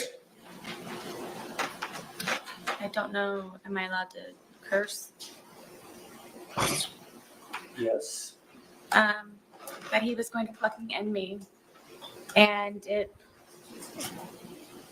that's what made me ask him please to stop doing what he's doing to me. That he was going to, I'm guessing, try his best that night to probably take my life. But what the threat you heard was he's going to say the fucking word. end me. Excuse me. Sarah, they told you you can cuss. Quit looking like that. Quit looking like you got a cheese stick up your... Fucking end me. End you? Yes.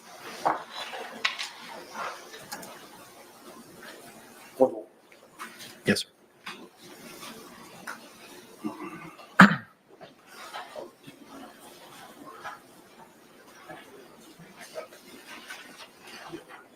Judge, can we approach the bench? Yes. Another approach. Yeah, Judge, can we approach the bench? Yeah, can we go ahead and get a ruling on this? They've pretty much sealed the deal themselves. We don't even need to. We have no questions. Dude, look at her. This is going exactly as I planned it. I look great. Oh, boy. Ratabooney.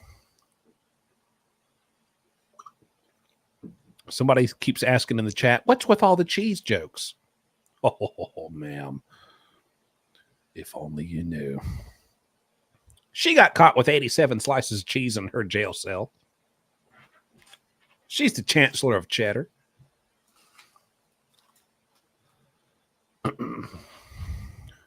She's the sorcerer of Swiss. She's the guardian of Gouda. She's Princess Pepperjack. And I'm eating Cheez-Its. All right, members of the jury, it is 2:14. I have a matter that I have to discuss with counsel at this point in time outside of your presence. So I'm going to ask you to retire to the deliberation room. We'll bring you back in as promptly as possible. Again, similar instruction that I've given you. Please do not conduct any independent investigation or research as the person, places, things, or charge involved, and do not have any discussions amongst yourselves or anyone else about those things. We'll bring you back in as promptly as possible. Thank you. What's going on? Recess? What's happening?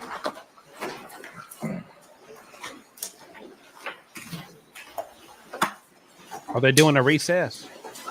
What's happening?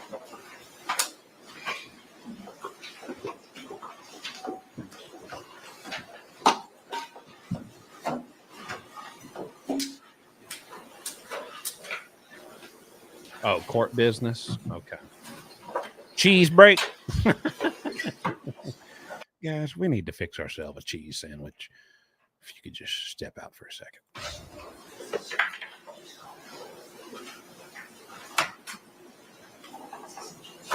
Y'all may be seated. Thank you.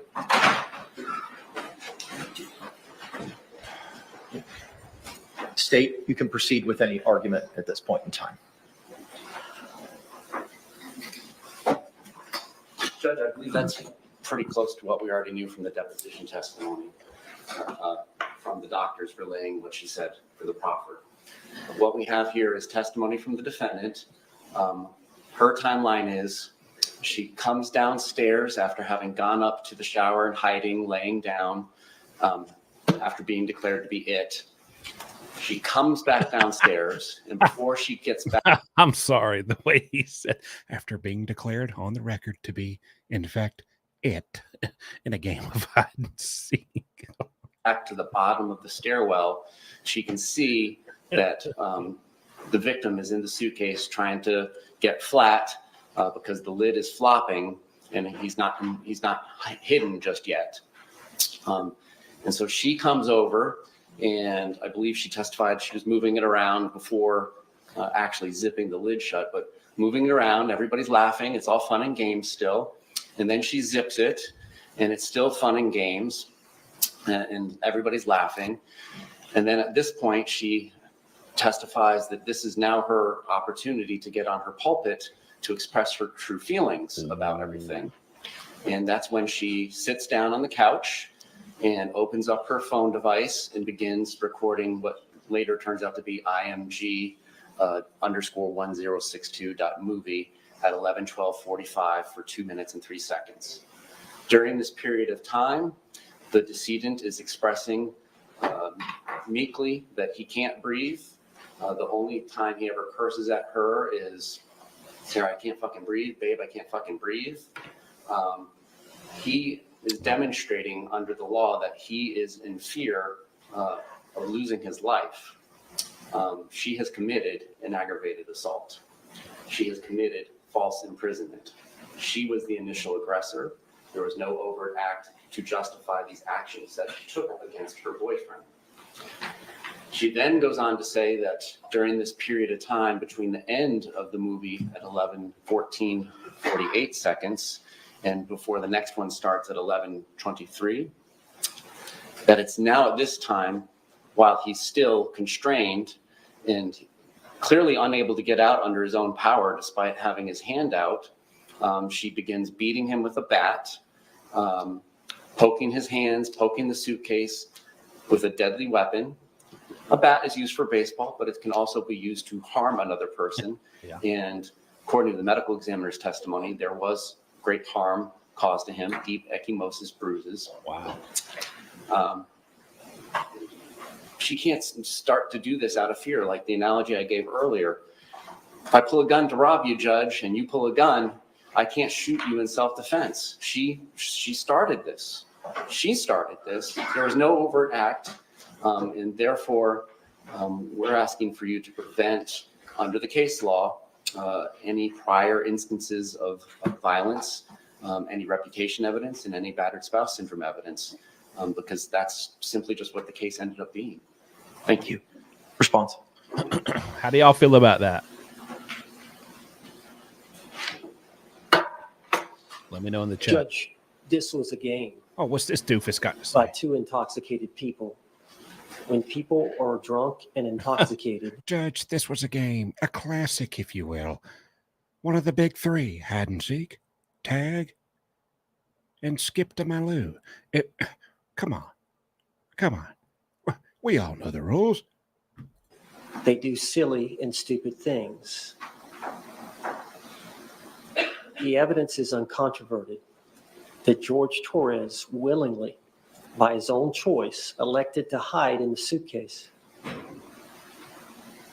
By their interaction between the two of them, giggling and laughing at each other, he consented to her zipping up the suitcase.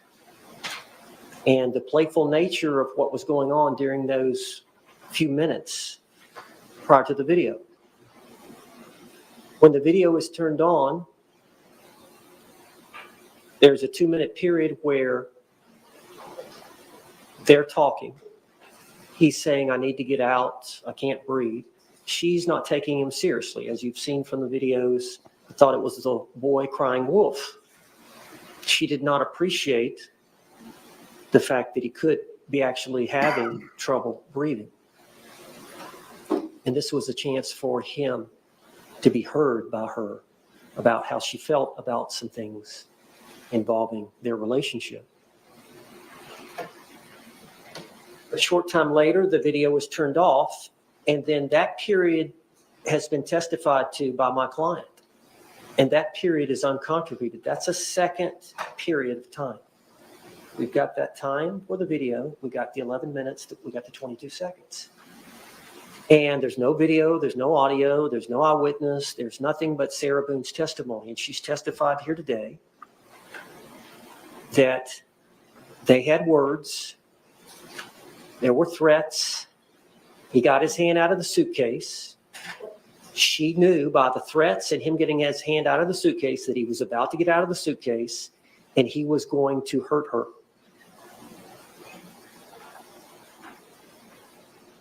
A reasonable person under that scenario would believe she was about to be harmed. She was an imminent threat of harm.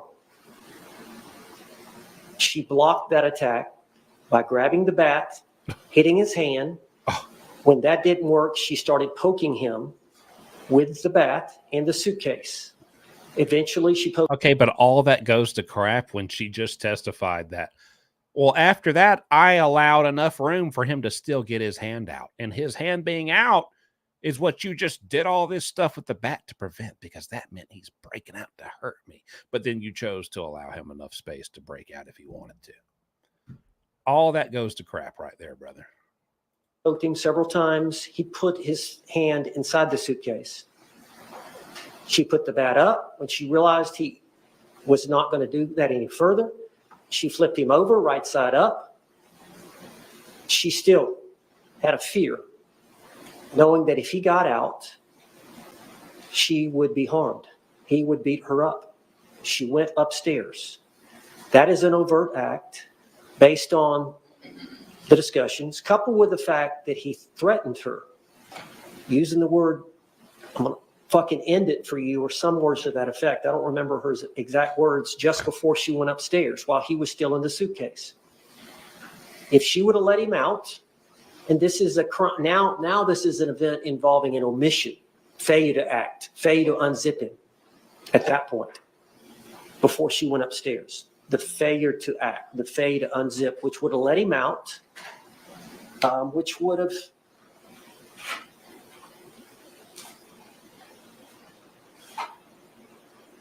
created a situation that she believed was imminent bodily harm to herself. And I guess I'll get a couple of examples. Let's say that a police officer is called to a scene and the only thing he hears is there is a suspect and the suspect may be armed. So of course the officer pulls out his revolver and he's walking around. Well, then eventually he finds the suspect and the suspect reaches for his waist. The officer doesn't see the gun, but the officer sees the movement to the waist. The officer fires and shoots the suspect. The officer is justified because there's an immediate threat of harm. The officer has to react instinctively. There's no time to think. Similar to the actions that Sarah Boone had to take.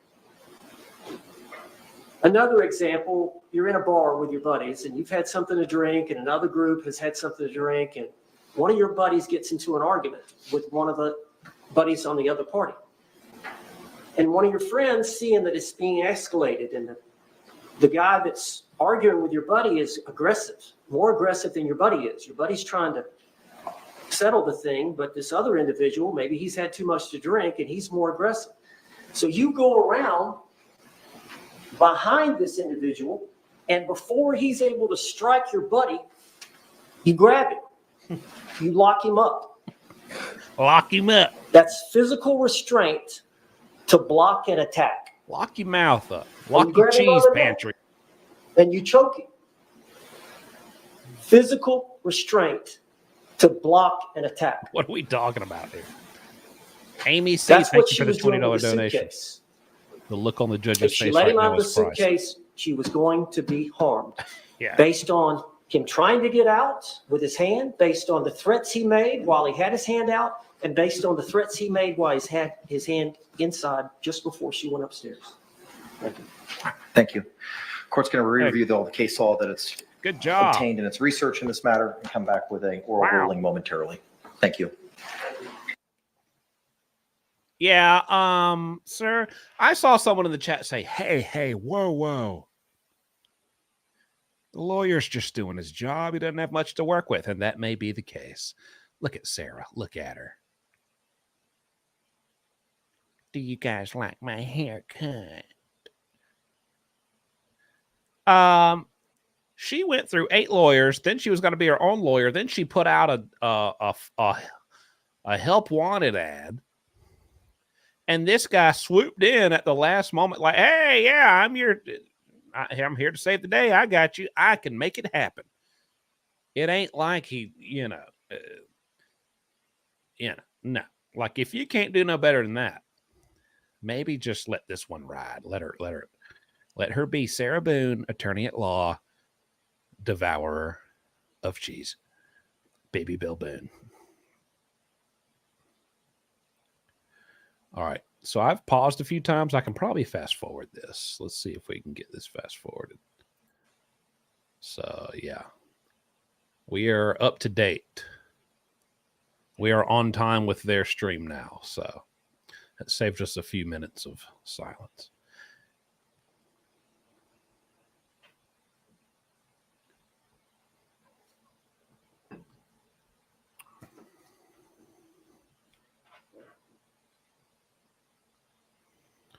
Sarah Boone.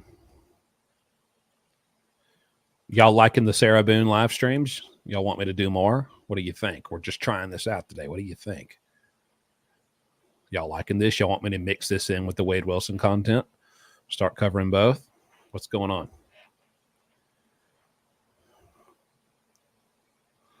Okay, great. And again, for those who weren't here or they hadn't heard, I do have my reaction already filmed to yesterday's Wade Wilson call. The reason it ain't posted yet is because now I do have to review them. I have to watch them back because I don't remember every little thing I say when I'm talking for an hour 15 minutes.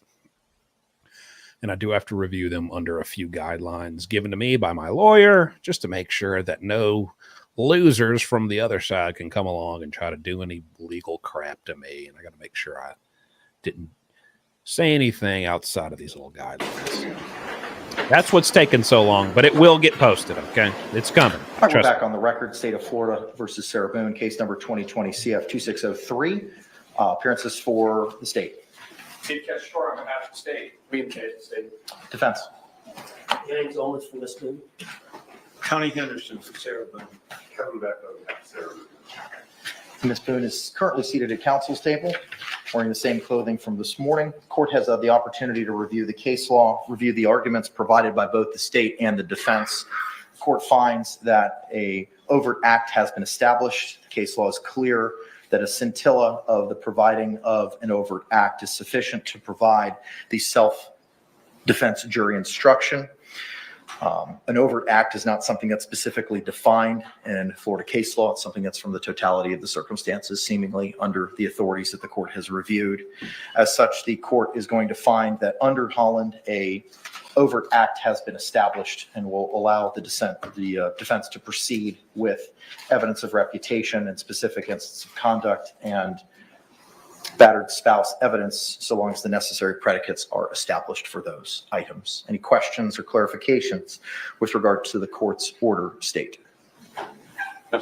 Defense. I think it would help if we went through my exhibits involving the blow-up photographs and these other photographs, because I think some of it was contingent on the court's ruling. So I don't know if you want to try to deal with all of them one at a time in front of the jury, or whether we want to just talk about them ahead of time so that we know. Are there any objections to those items? It depends on the items. I was shown a lot of different things, including like a rap sheet between the victim and the defendant. So I've taken that. we need to, I'm happy to take care of some of this stuff in advance. I'd rather do it now Yes. so that it's not up, down, in and out with the jury.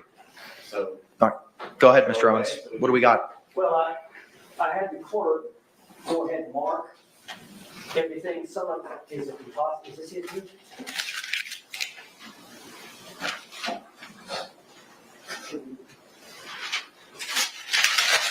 This first is identification, defense identification K. It's 4 pictures involving injuries to the leg.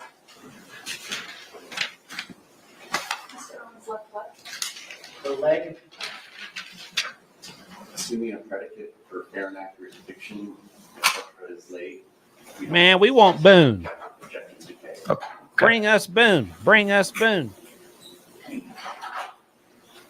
Identification, defense identification, composite L, 2 photographs Look at Boone. of a burn to her leg. You said that was L, correct? Yes. Again, Siobhan Wright. testimony, Thank you for the donation. We've been showed a lot of items, responsible for that but I've yet to see any cheese presented, Your Honor. I agree. Good point. Okay. Defense exhibit M, for identification. When Sarah Boone passes gas, I guarantee you she says, "Oops, excuse me, I just cut the cheese." 2 photographs. The first one is a photograph of the back porch. Sarah's on the back porch with her 2 dogs. The next photograph is a picture of one of her dogs on one of the outdoor couches.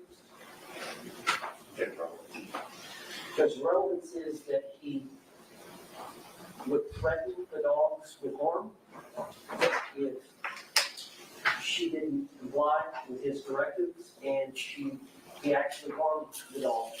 Does anybody know when these? Do these have like a time that they like stop? Get her to do what he wanted. Do they got business hours in the court? She was in fear for their safety, so she will testify about this threat. Relevancy objection is overruled.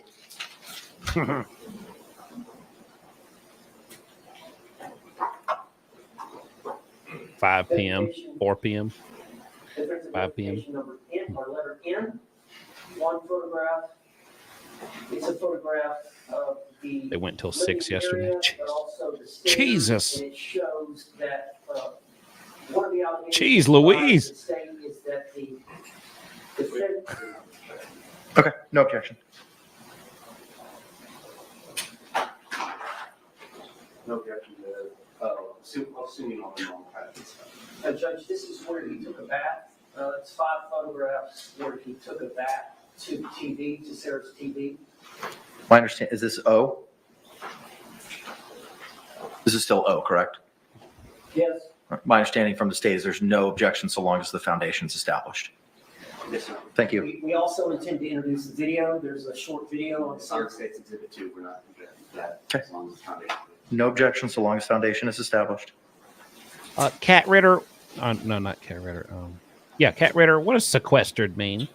P, identification, defense identification P, is 2 photographs of an incident in which. No objection as long as foundation's laid, et cetera. All right, no objection so long as appropriate predicate is established. Now, these next ones are individual photographs, not composites. Oh, okay. Q, for identification, is 1 photograph. Is that part of the right stuff that they're already done? I was told this was separate from the burn. This was I think a slap or something. Not the burn. No objection to foundation laid. With regard to Q, no objection so long as the appropriate foundation is laid. Identification R, No objection as long as foundation laid. No objection to R so long as foundation is laid. S, Same for S. for identification. With regard to S, no objection so long as foundation is laid. Same for T. T, No objection by the state so long as appropriate foundation is laid. Same for U. No objection from the state so long as appropriate foundation is laid for U. Same for V. Same for W. Somebody said she put a pin through each hole in the zippers and removed the strings from the suitcase. Is that true? Is that actually true? W, Same for X. X, Same for Y. Y.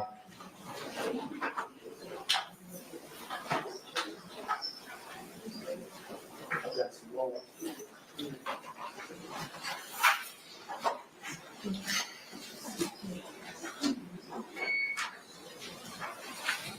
No? Okay. Yeah, I was wondering. I haven't heard that either.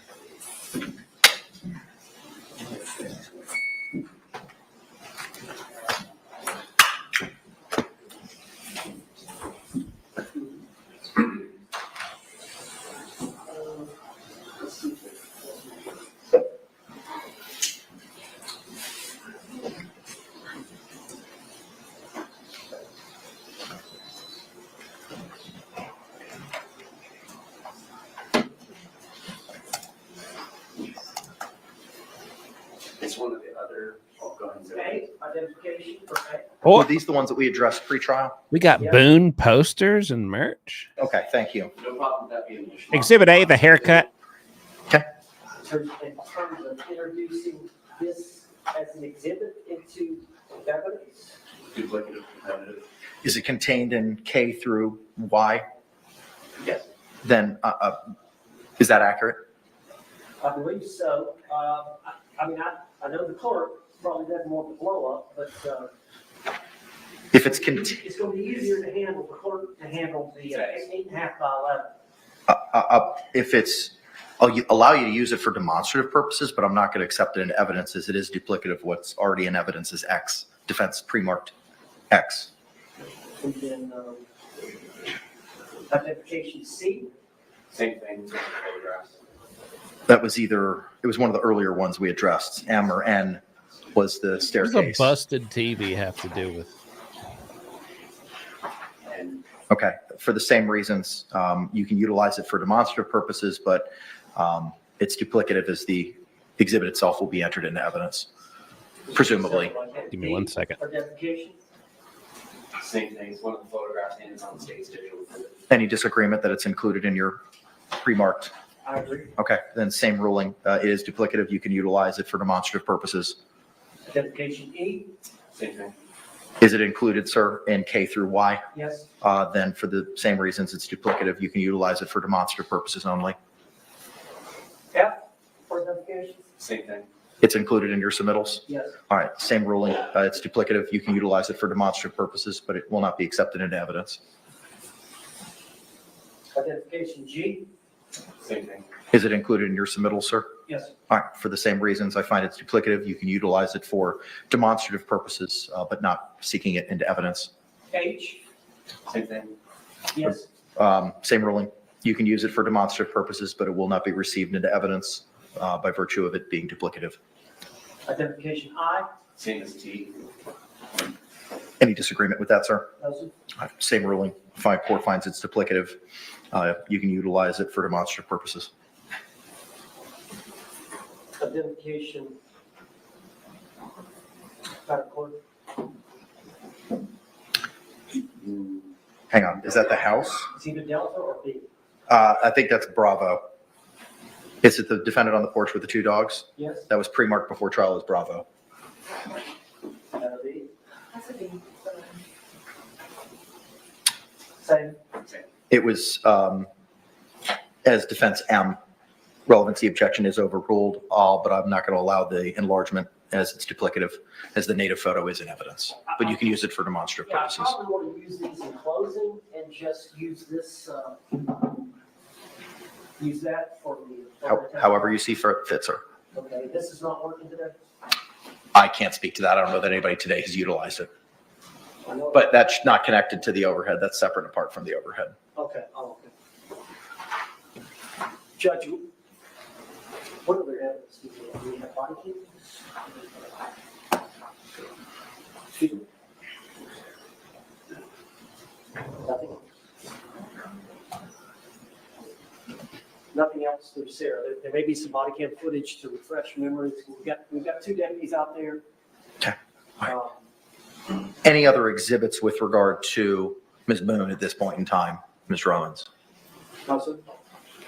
State any reason why we cannot ask Ms. Owens or Mr. Owens to continue his inquiry of Ms. Boone and have her return to the witness stand. All right. Mr. Owens, anything else we need to discuss, sir? One moment. Sure. Oh, gosh. What?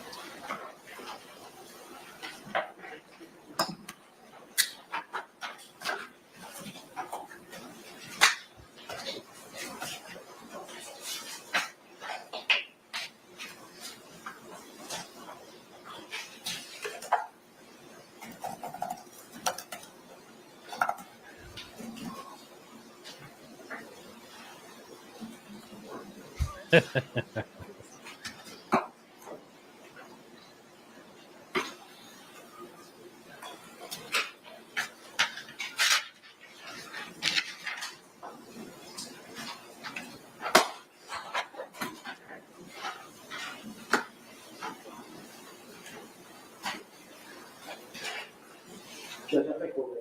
Okay. If we can bring Ms. Boone back up to the witness stand. Let's bring her Once back up. She is seated. We can bring back in our panel.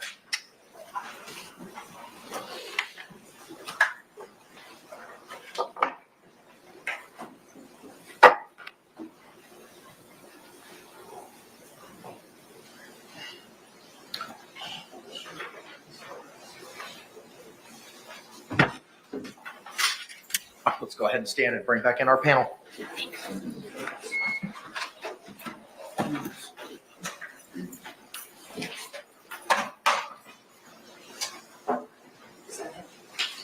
I got you.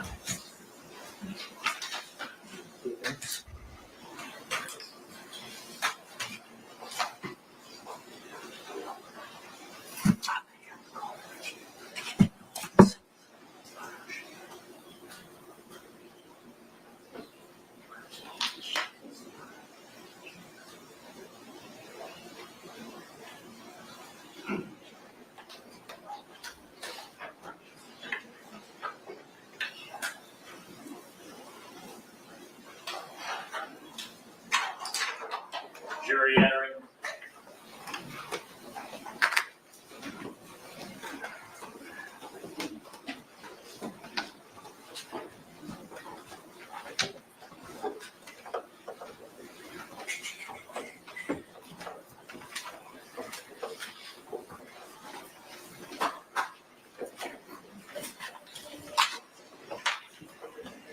State, you recognize our jury. Yes, sir. Defense, you recognize our jury. Yes. All right, thank you. All can be seated. Members of the jury, again, you could, once seated, raise your hands to confirm that you complied with the court's instructions during our last break. Record reflect all hands have been raised. Mr. Owens, you may continue with your inquiry, sir. Thank you, Judge.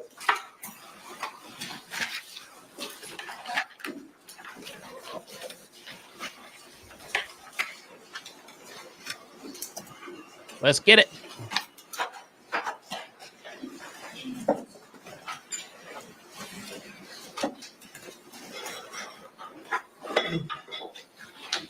Ms. Boone. So I think we left off. You had called your ex-husband. Yes. All right. After you called your ex-husband, what happened after that? I ended up falling asleep. Okay. Do you remember waking up the next morning? Yes. Did you sleep in? Thank you, Natasha. Not intentionally. Okay. But you didn't get up at 8 o'clock, did you? No. Did you wake up closer to noon? I believe so, yes. Did you check the time? No. Now, did you hear your phone ringing? Yes, my phone. And did you answer it right away? No.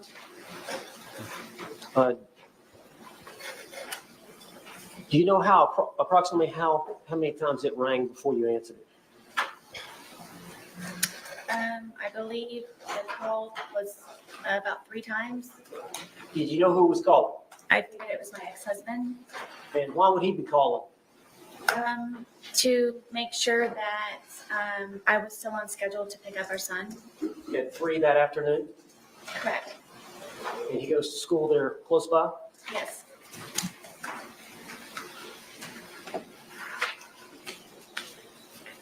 All right. When you woke up, did you stay in bed for a while? For a little while, yes. Or tell the jury what happened when you got up. I knew it was my ex-husband calling repeatedly. I didn't answer right away because one of our problems is that he doesn't understand that I'm doing things around the apartment and looking for jobs and so on and so forth. So I inevitably just let it ring, and I laid in the bed, and I figured that George was downstairs either drinking or looking for jobs, or may have just left. Drinking And or so filling out eventually job I applications? decided to get out of the bed and start moving to go downstairs. I was motivated enough to go downstairs, and when I went downstairs, it was very quiet. So I had the understanding, I believed that he had left. And Did you check to see if where would he be looking for a job at? usually on the couch, he would have my son's laptop, and he and I, which we would share. Y'all only have the son's laptop? Correct. So your son has more appliances than the both of you combined. My goodness. And you're using his laptop. He could be playing Roblox, Minecraft, and y'all are using it. And the TV was not working at this time? The TV was not there. Okay. So you thought he would be in the living room on the laptop? Yes. He was not there? No. Where else did you look for him? I looked on the back porch. I went through the front door to see if my car was there, thinking maybe he had taken my car. I checked the bathroom, and when I was checking the bathroom, I saw the suitcase, and I remembered about the night prior, and I unzipped the suitcase Let me and stop you there.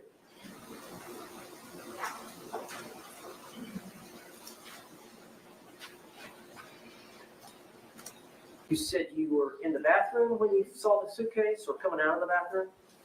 know where our bathroom is. I would have to go to the bathroom here, and then when I turned around, I noticed the suitcase, and I remembered. How did you feel when you saw the suitcase? I don't think I've ever experienced anything like that before. Describe it for the jury. I guess it was,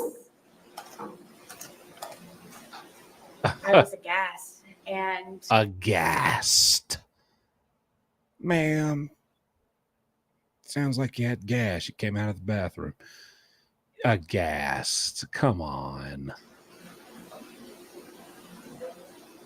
I just can't describe the feeling. Bless you. It was terror to Bless you. a certain degree. I'm sorry, say that again now. It was terror to a certain degree. To what degree? I just can't describe it in words, the feeling of remembering. And then he was so Aghast. So what did you do? I immediately unzipped the suitcase and I was screaming, George, George, George, and I was shaking him. And I pulled him out and I stretched him out flat. And then I began instantly trying to do CPR and then was trying to look for a pulse or a breath or just anything. And You trained in all that, sister? was just screaming his name over and over and over again. And come on, George, come on, George. And I continued CPR, and I continued CPR, and he was gurgling. And What color was it? what color was he? Yes. He was purple. Don't try At to some cry. point, did you call your ex-husband?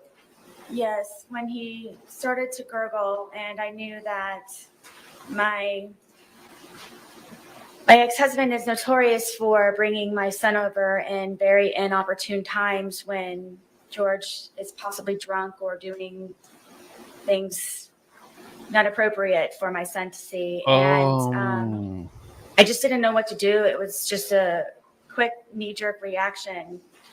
Ryan was kind of my go-to person because of my family being deceased, and I don't have anyone else that I can call. And I just wanted to ensure that he would not bring my son over in the process of all of this at some point. So you called him. I called him. Did you ask him what to do? Or did you just tell him to come over? I just told him to come over. Did you tell him that you felt like George was dead? Yes, I did. And how far? You said it's 5 minutes from house to house? Yes. Did you call him back? Yes, because he was taking so long. It felt seconds were hours. Yes. I'm still doing CPR at the same time in the process of it. I'm Yeah. doing CPR, I don't know how many times. Did he get there? Yes, Did he walk in? yes, Did he walk out? yes. What did he tell you to do? Call 911. What did you do? I called 911. Is that the recording we've heard here in this trial? Yes.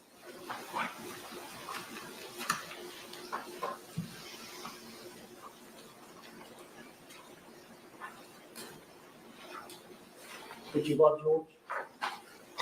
To this day. Why did you love him? George was very passionate. George was a very real person. George was nice to me on the good days. George complimented me. George and I That's were not two true. Bodies with one soul. He and I would. What do you always say. compliment? Your hair? I don't believe that I've ever had a connection with anyone like I have with George. Did you have that connection with your ex-husband? I did not. Was it even close? No.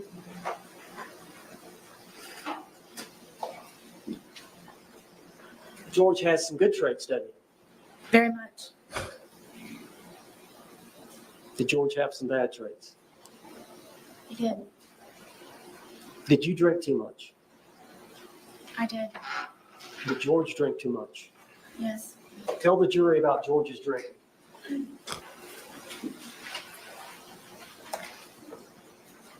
If George was able to, he would drink from sun up to sundown. And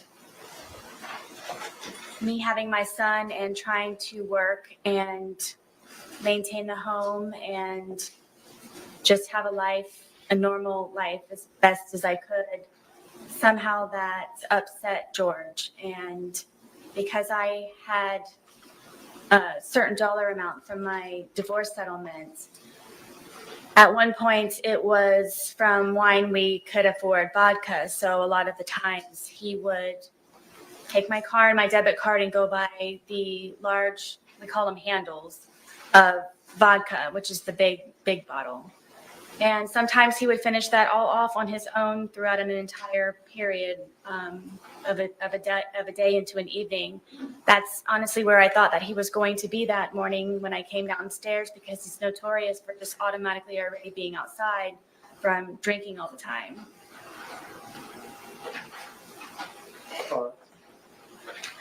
And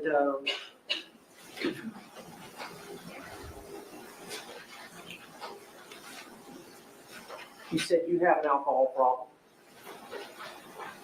George has an alcohol problem. Yes.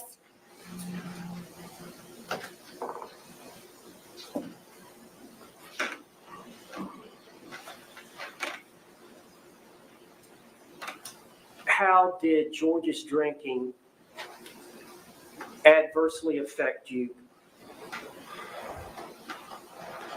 Michelle, where'd you hear that? It would debilitate my ability to help him the way that I was always trying to help him, because it would be one good day, a day of survival, and then it would be another day where I'm having to peel him off of me and call 911. Why would he get that way? Tell us his pattern as it relates to drinking, and then Object. Approach.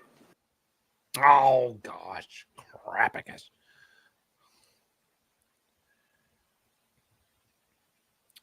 There is a cartoon character she reminds me of. You know how you say, like, it's right on the tip of my tongue, it's right on the cliff of my brain. No, it's a spitting image, like that face she does right there. There is a cartoon character out there. Oh, it's becoming clearer. I'm getting a vision. He's got like, I gotta try to find it. Hang on.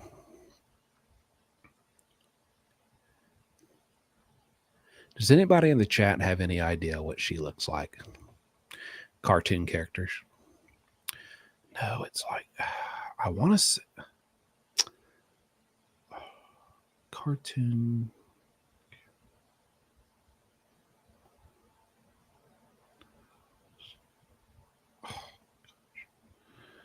That wasn't a good entry.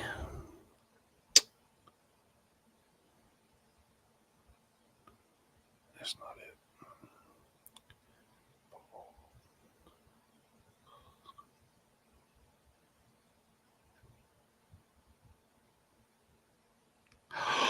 Oh, I know who it is, I think. I found him.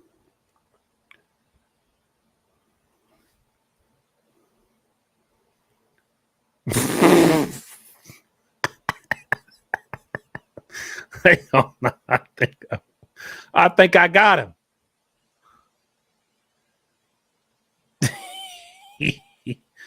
That's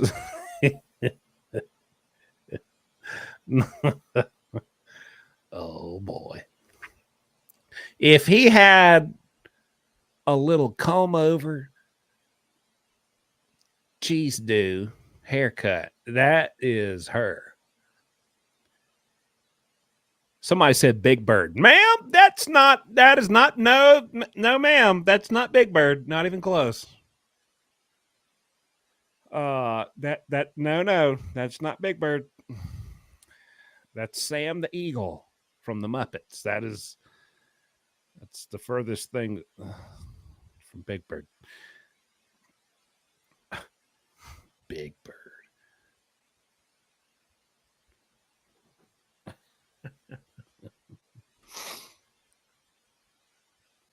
How old are you, Paul? I am 32.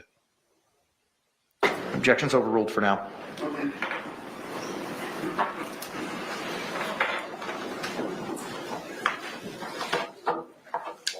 You're already together 3.5 years. Yes, Is there times when he would get to a state of intoxication where he would get violent against you? quite often.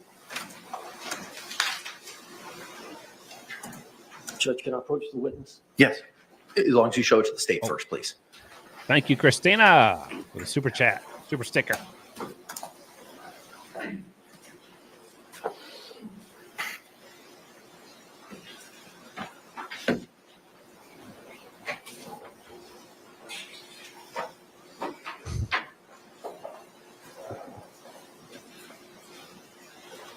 I'm going to show you defense exhibit for identification P. It's 2 photographs. Could you look at those photographs and see if you recognize those? Y'all want ma'am I merch? do. Those 2 pictures of your body, Yes, did they show injuries to your body? yes, Were those injuries caused by George Torres? yes, Are those photographs a fair and accurate depiction of the injuries you sustained at the hands of George Torres? on this occurrence, yes. Do you remember this occurrence? I don't, it was so often. You don't remember a specific date, I don't, but you're sure that that's you? yes. Is that the injuries that he, what's the injury to the rib cage? I don't remember specifically. These may be the pictures. So, when we used to go up to his brother's house, one of his brothers and his, Non-responsive. Sustained. You don't have to answer the question. Oh. Just go ahead. Do you know what happened to, did George cause these injuries? yes, Or were y'all both drinking at that time? I don't remember on this instance. Judge, I'd like to move this exhibit into evidence. Okay. What was pre-marked as P will be received into evidence without objection as Defense Exhibit 2.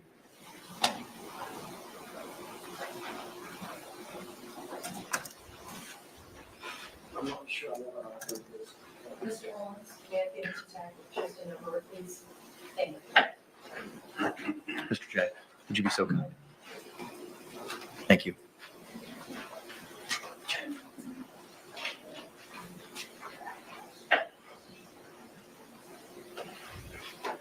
And I need to ask permission.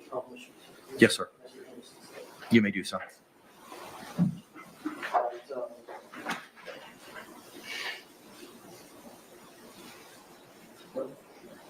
This is microphone, Judge. Looks like I think there's a wheel on the top where you can use to. There you go.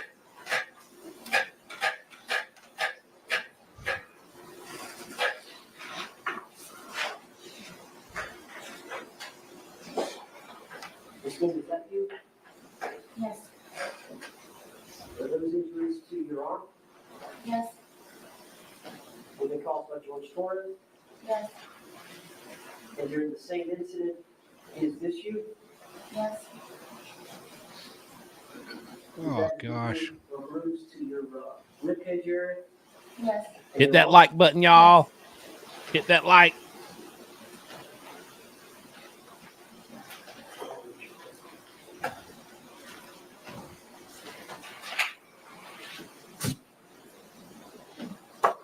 I'll show you identification, defense identification Q. See if you recognize that photograph. Yes, Is that your thigh? yes, Okay, you remember this incident? yes. Can you tell the jury what happened? I wanted to take my dogs for a walk and get off at the back porch. Were y'all drinking? Yes. And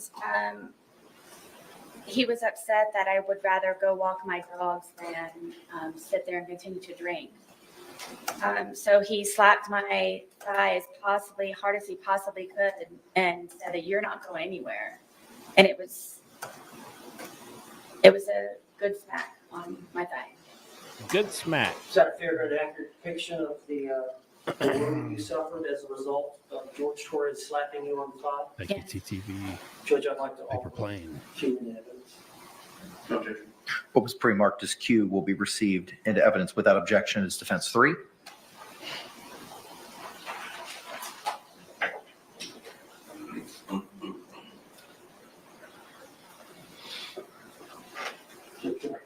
You may, sir. And for the jury's sake, is this the photograph you just mentioned? Yes.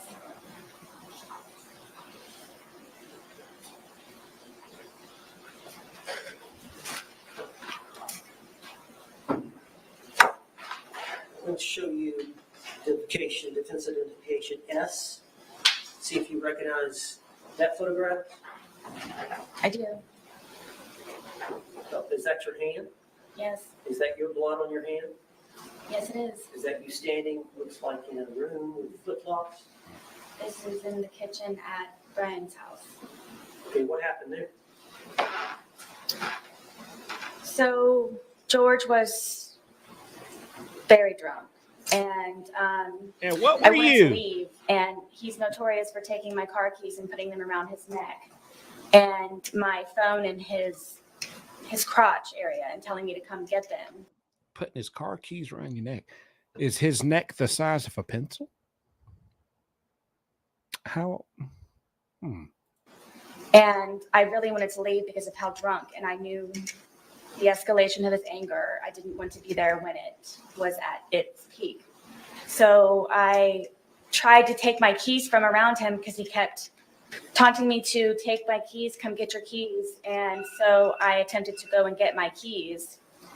And so Well, he was lanyard. getting a butcher knife. And I had an opportunity to call Brian to come and help me, to please come pick me up, to come get me. And of course, he brings my son with him. And so I'm in the parking lot asking Brian to please help me get my car keys away from him. And there's neighbors, and it's a scene at this point. And George comes to the doorway of my townhome wielding the butcher knife, saying that, do I curse? Yeah. That no one's going to take her fucking keys. No one's going to fucking come into this house. And he's waving the butcher knife. And I walked up to him, and I just wanted to leave. And my little son, who was, I believe, 7 or 8 at the time, My just little is screaming, son. give mommy her keys, give mommy her keys, let her leave. Brian was even trying to negotiate with him, saying, please, you know she'll come back, just let her leave. So I went up to try and take the keys from him, and he was pulling on them, and I ended up pulling harder, and he pulled them back again to try to pull me in the house, and I pulled them even harder, and it ripped my finger. And Claudia, thank you. At one point, I had lost the fingernail, and the tip of my pinky was severely gashed. Oh, goodness. Judge, I'd like to offer this evidence. Okay. What was it pre-marked as, counselor? Just like S, but not Is this about assault on a pinky, or is this about the death of someone in a suitcase? What was pre-marked as defense S will be received into evidence without objection as defense 4.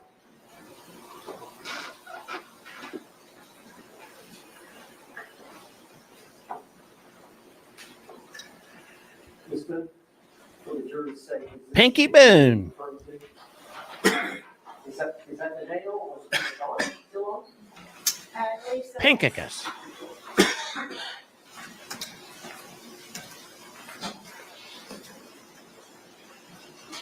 Now I'm showing you a composite identification L, 2 photographs.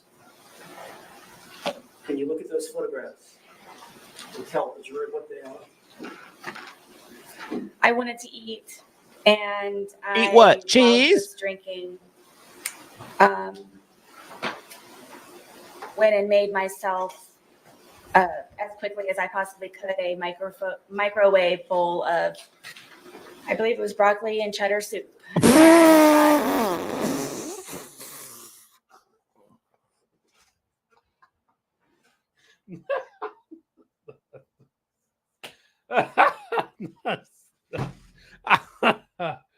No, you don't say.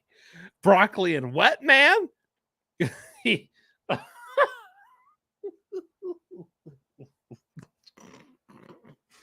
Broccoli and cheddar soup. I'm crying.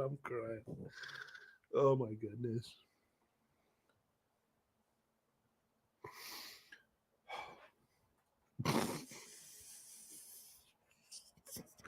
I believe it was, if I'm recalling correctly, it was broccoli and cheddar soup. I didn't get it out enough time, and he came up behind me and he slapped it out of my hand. And He slapped the it cheddar? was a second-degree burn. I went to the hospital for it. Are those fair and accurate depictions of the injury, the burn to your thigh? Yes. We'd like to offer identification L into evidence. No objection. What was pre-marked as L will be received into evidence without objection as defense 5. I'm sorry.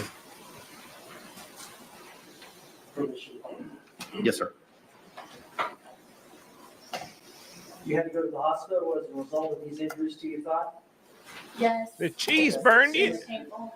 Is that a depiction of the burn? Yes. Is that your thigh It's my thigh, yes. and your knee? Yes.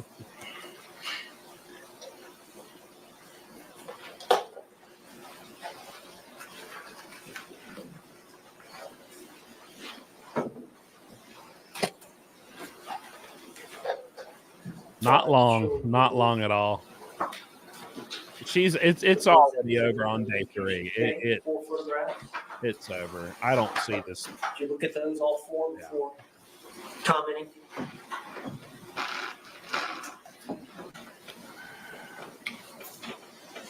This is a longer story, isn't it? Go ahead and tell.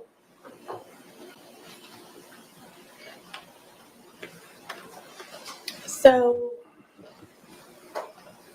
George stabbed me in my leg. I almost bled to death. All right, well, let's go back Well, hold on now. and explain what led up to that. I thought it would be nice to cook a nice steak dinner. We don't have 2 nickels to rub together, so I thought it would be special to make a steak dinner and baked potato and go above the Don't normal say cheese. whatever's left over in the refrigerator. Please don't say cheese. So I spent a lot of time doing that, and George is drinking the entire time, and on the back porch. You were drinking as well, were you not? I was drinking. He was on the back porch while I was in the house and I was cooking.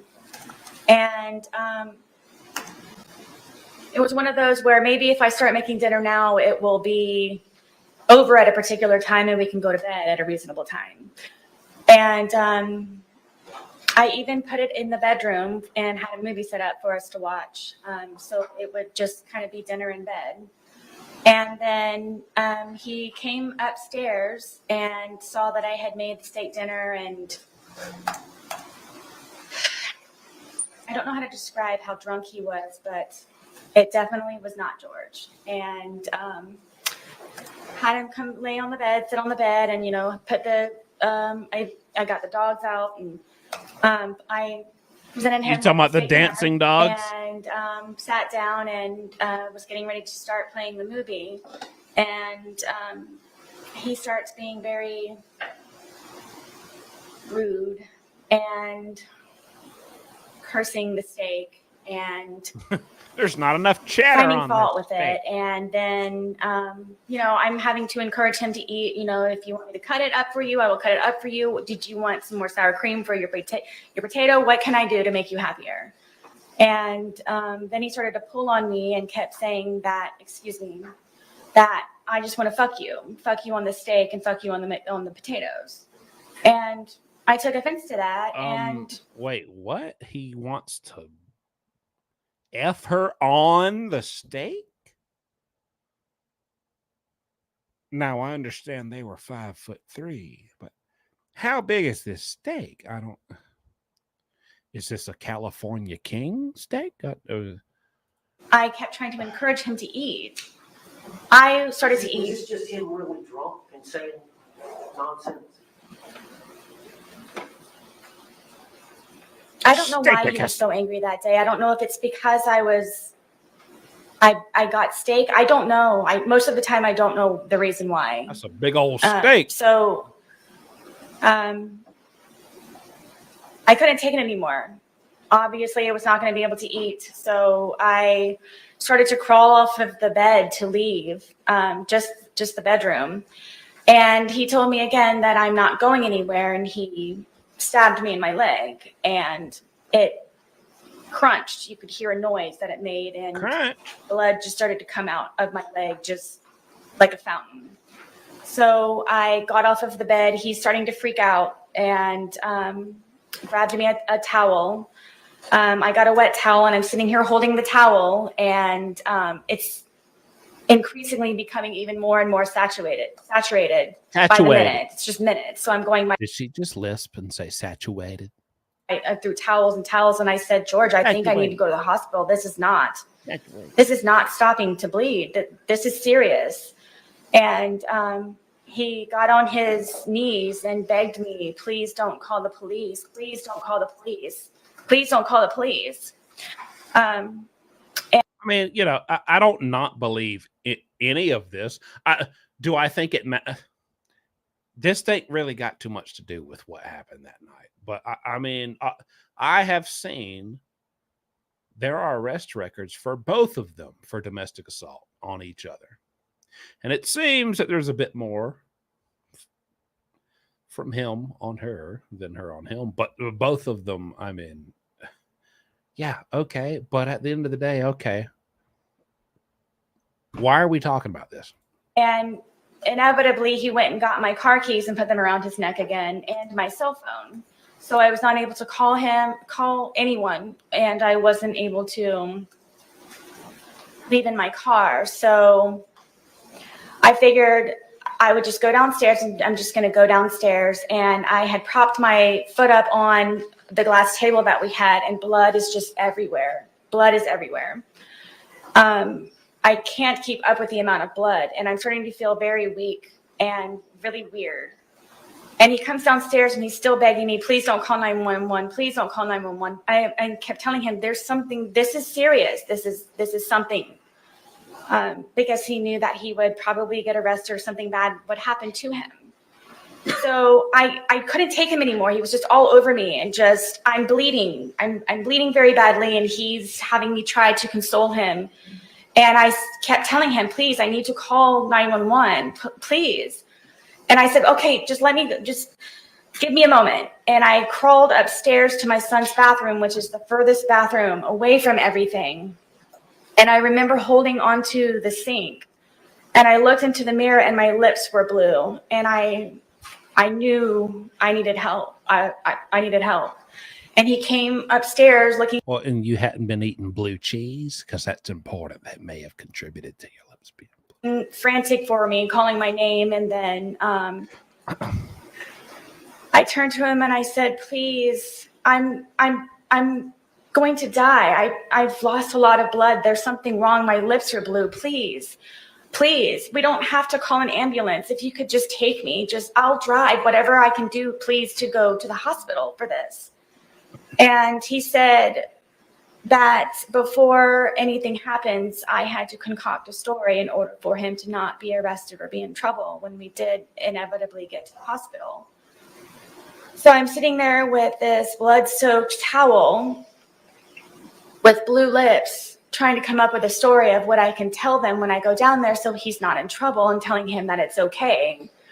And I came up with the story of that we were sword fighting silly after drinking with our steak knives, and he accidentally punctured my leg.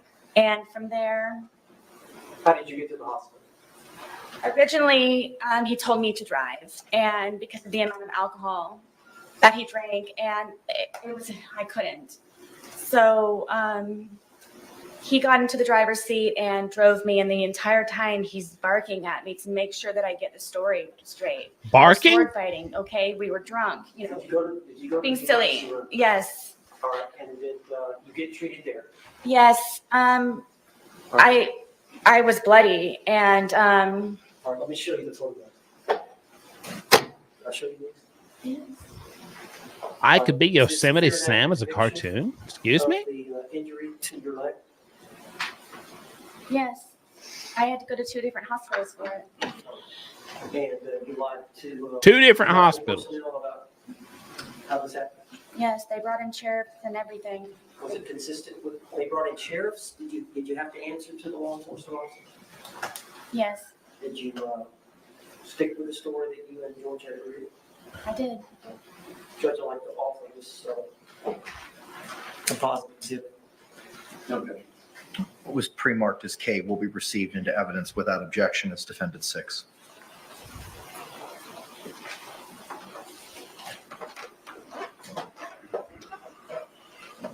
All right, how do you feel about your testimony, Boone?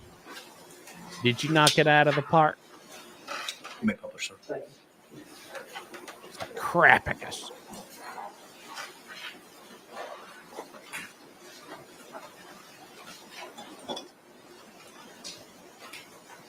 And is this you at the hospital? Yes.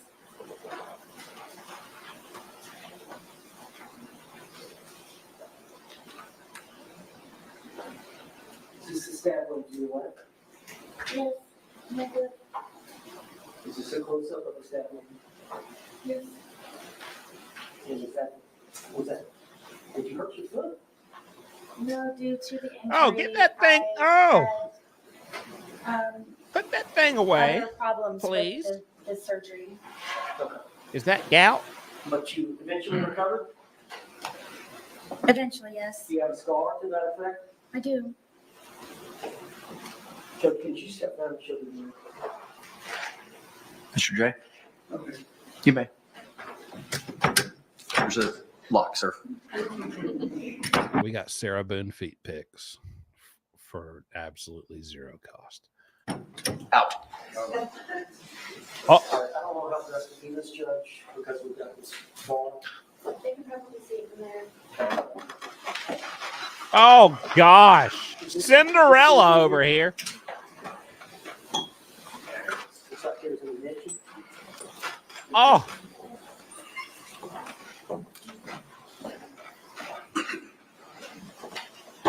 Oh. You see that freckle? That wasn't there before.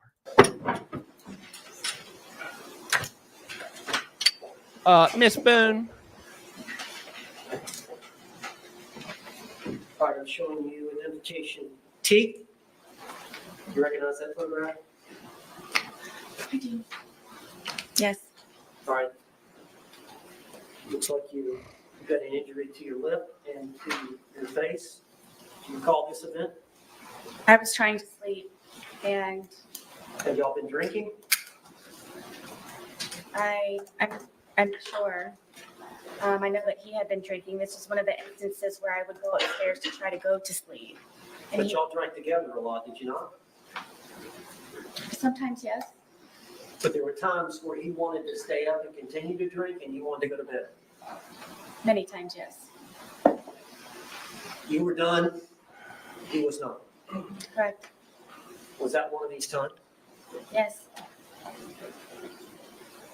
So tell us what happened. I'm sleeping in the bed, sound asleep, and he comes into the room and grabs me by my hair a lot of the times. And from here, he scratched me from trying to grab me, and then grabbed my hair and pulled me off of the bed, and then raked my face across the carpet. These are carpet burns. To your lips? Yes. What about to the, looks like the eyebrow area? That from grabbing me, scratched me and got a hold of me by my hair. Why was he mad at you? Because I wasn't downstairs with him He wanted you to be drinking with him? all the time. All right, I'd like to introduce identification to you now. What was pre-marked as T will be received into evidence without objection as Defense Exhibit 7.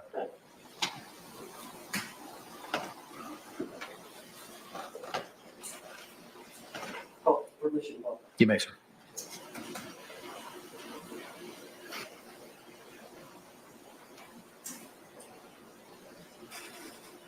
Do you see the injury between the eyes and the injury to the lip, Yes, as you described? yes, and then the blood going down my eye, yes.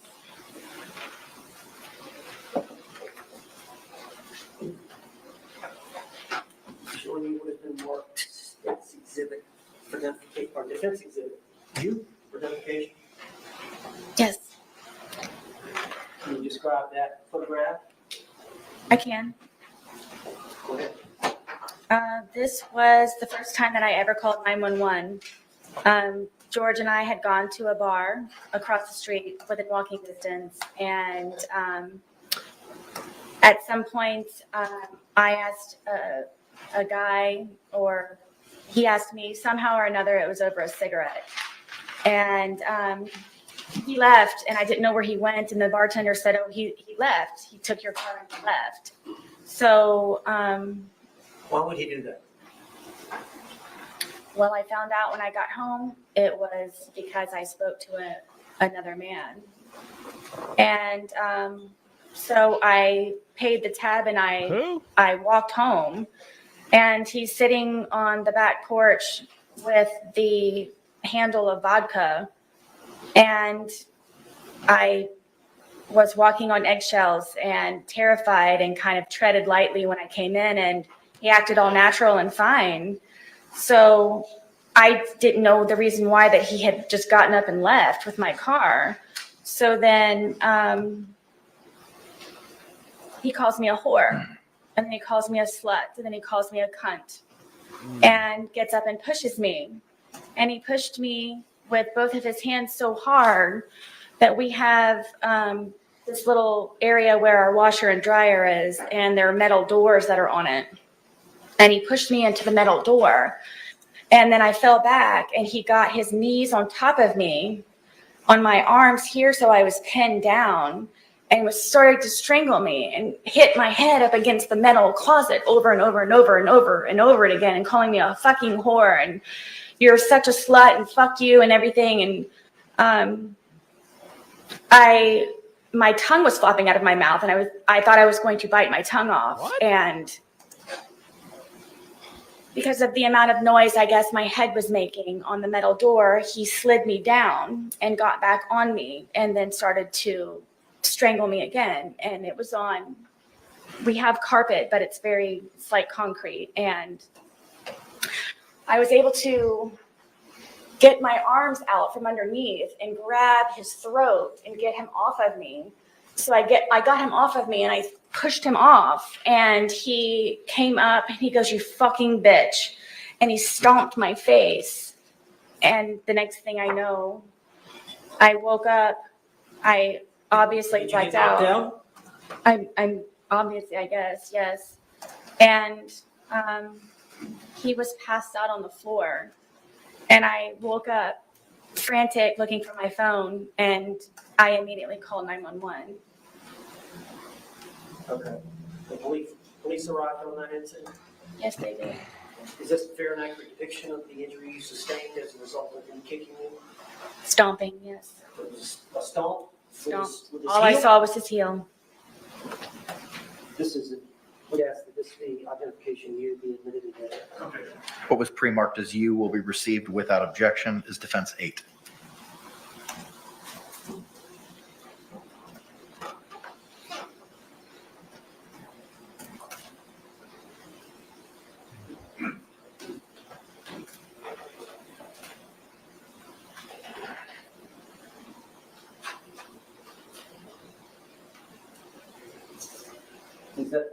Was that the next day, or is that a few days later? That's a couple of days later. And that's the bruising from the kicking of the eye? Yes. Now, the police were called, and we're going to talk about that in a minute. Let me go through the details.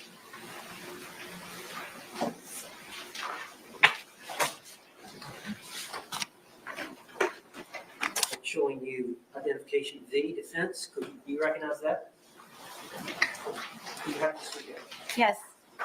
Can you identify that picture? Yes. Is that your leg? Yes. And was like the injury to your knee? Yes. Is that a fair and accurate depiction of the injury you sustained to your knee? Yes, Do you remember how that happened? yes. Can you tell the jury? I was trying to get off of the back porch and he grabbed me and pushed me, and it was a rock or a really sharp piece of mold from Sharp him piece of grabbing mold? me and pushing me onto the ground. And I guess I just happened to hit my knee just right on whatever it was. Were y'all drinking? Yes. Why did he push you? Because I wanted to get off of the back porch. And he wanted to stay out there? Yes. He wanted you to be with him? What's the deal with him wanting to be with you all the time? Insecurity, I guess. I don't know. I don't know. Did you do your best to please him? And then some, yes. All right, I'd like to introduce an evidence identification. Okay. What was pre-marked as V will be received into evidence without objection as defense 9. Now, Ms. Boone, were you treated for this, or did you self-treat?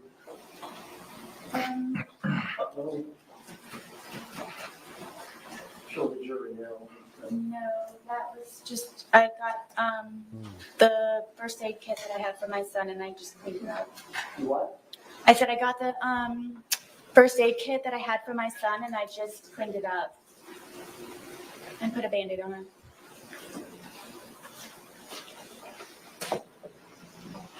Or I'm showing you identification W. Defense identification. You recognize that photograph? Yes. What is that a photograph of? This is a photograph of my arm.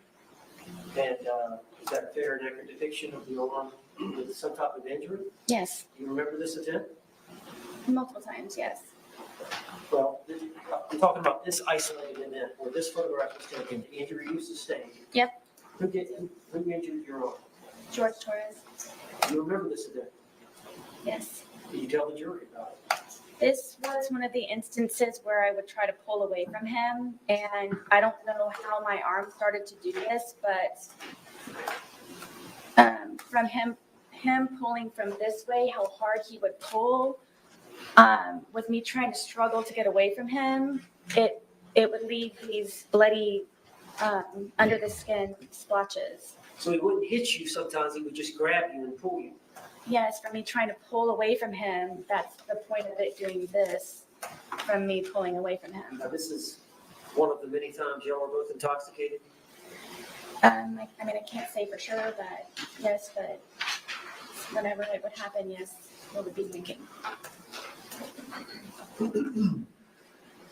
Identification W in evidence. Okay. What was pre-marked as W will be received into evidence without objection as defense exhibit 10.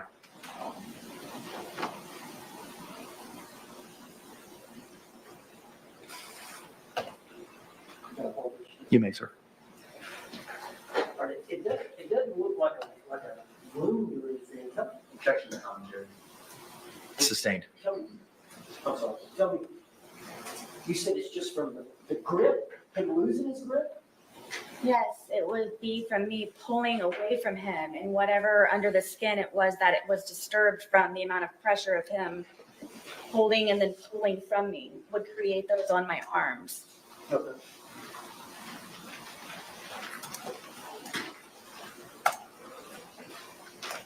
Going to show you Defense Exhibit X for identification. Yes. And what is that picture of?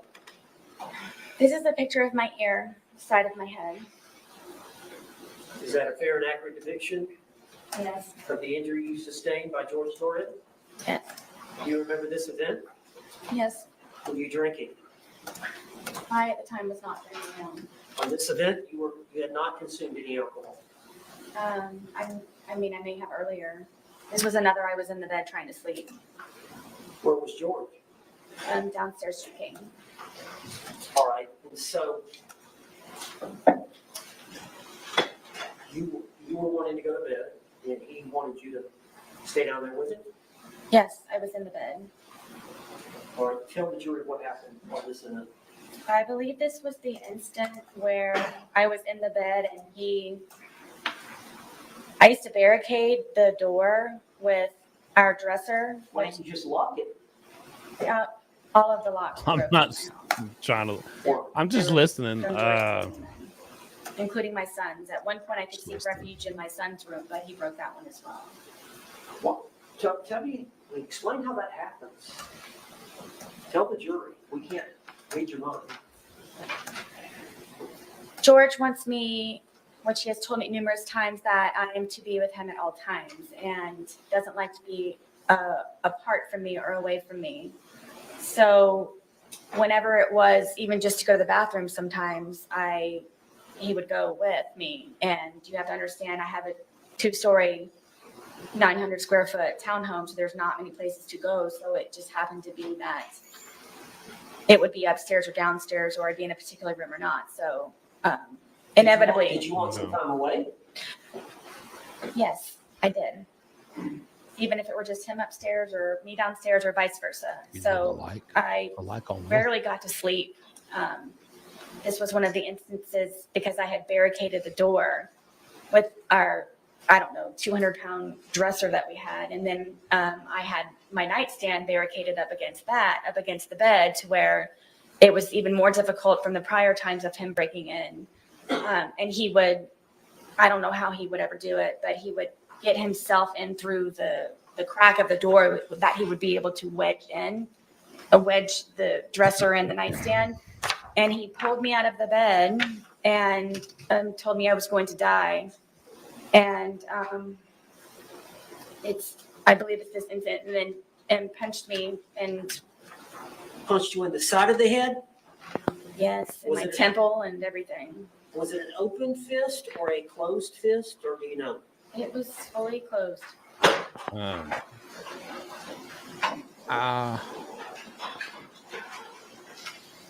Like identification X introduced in the. I mean, It was pre-marked as X, will be received without objection as Defense Exhibit Again, 11. I understand that they're just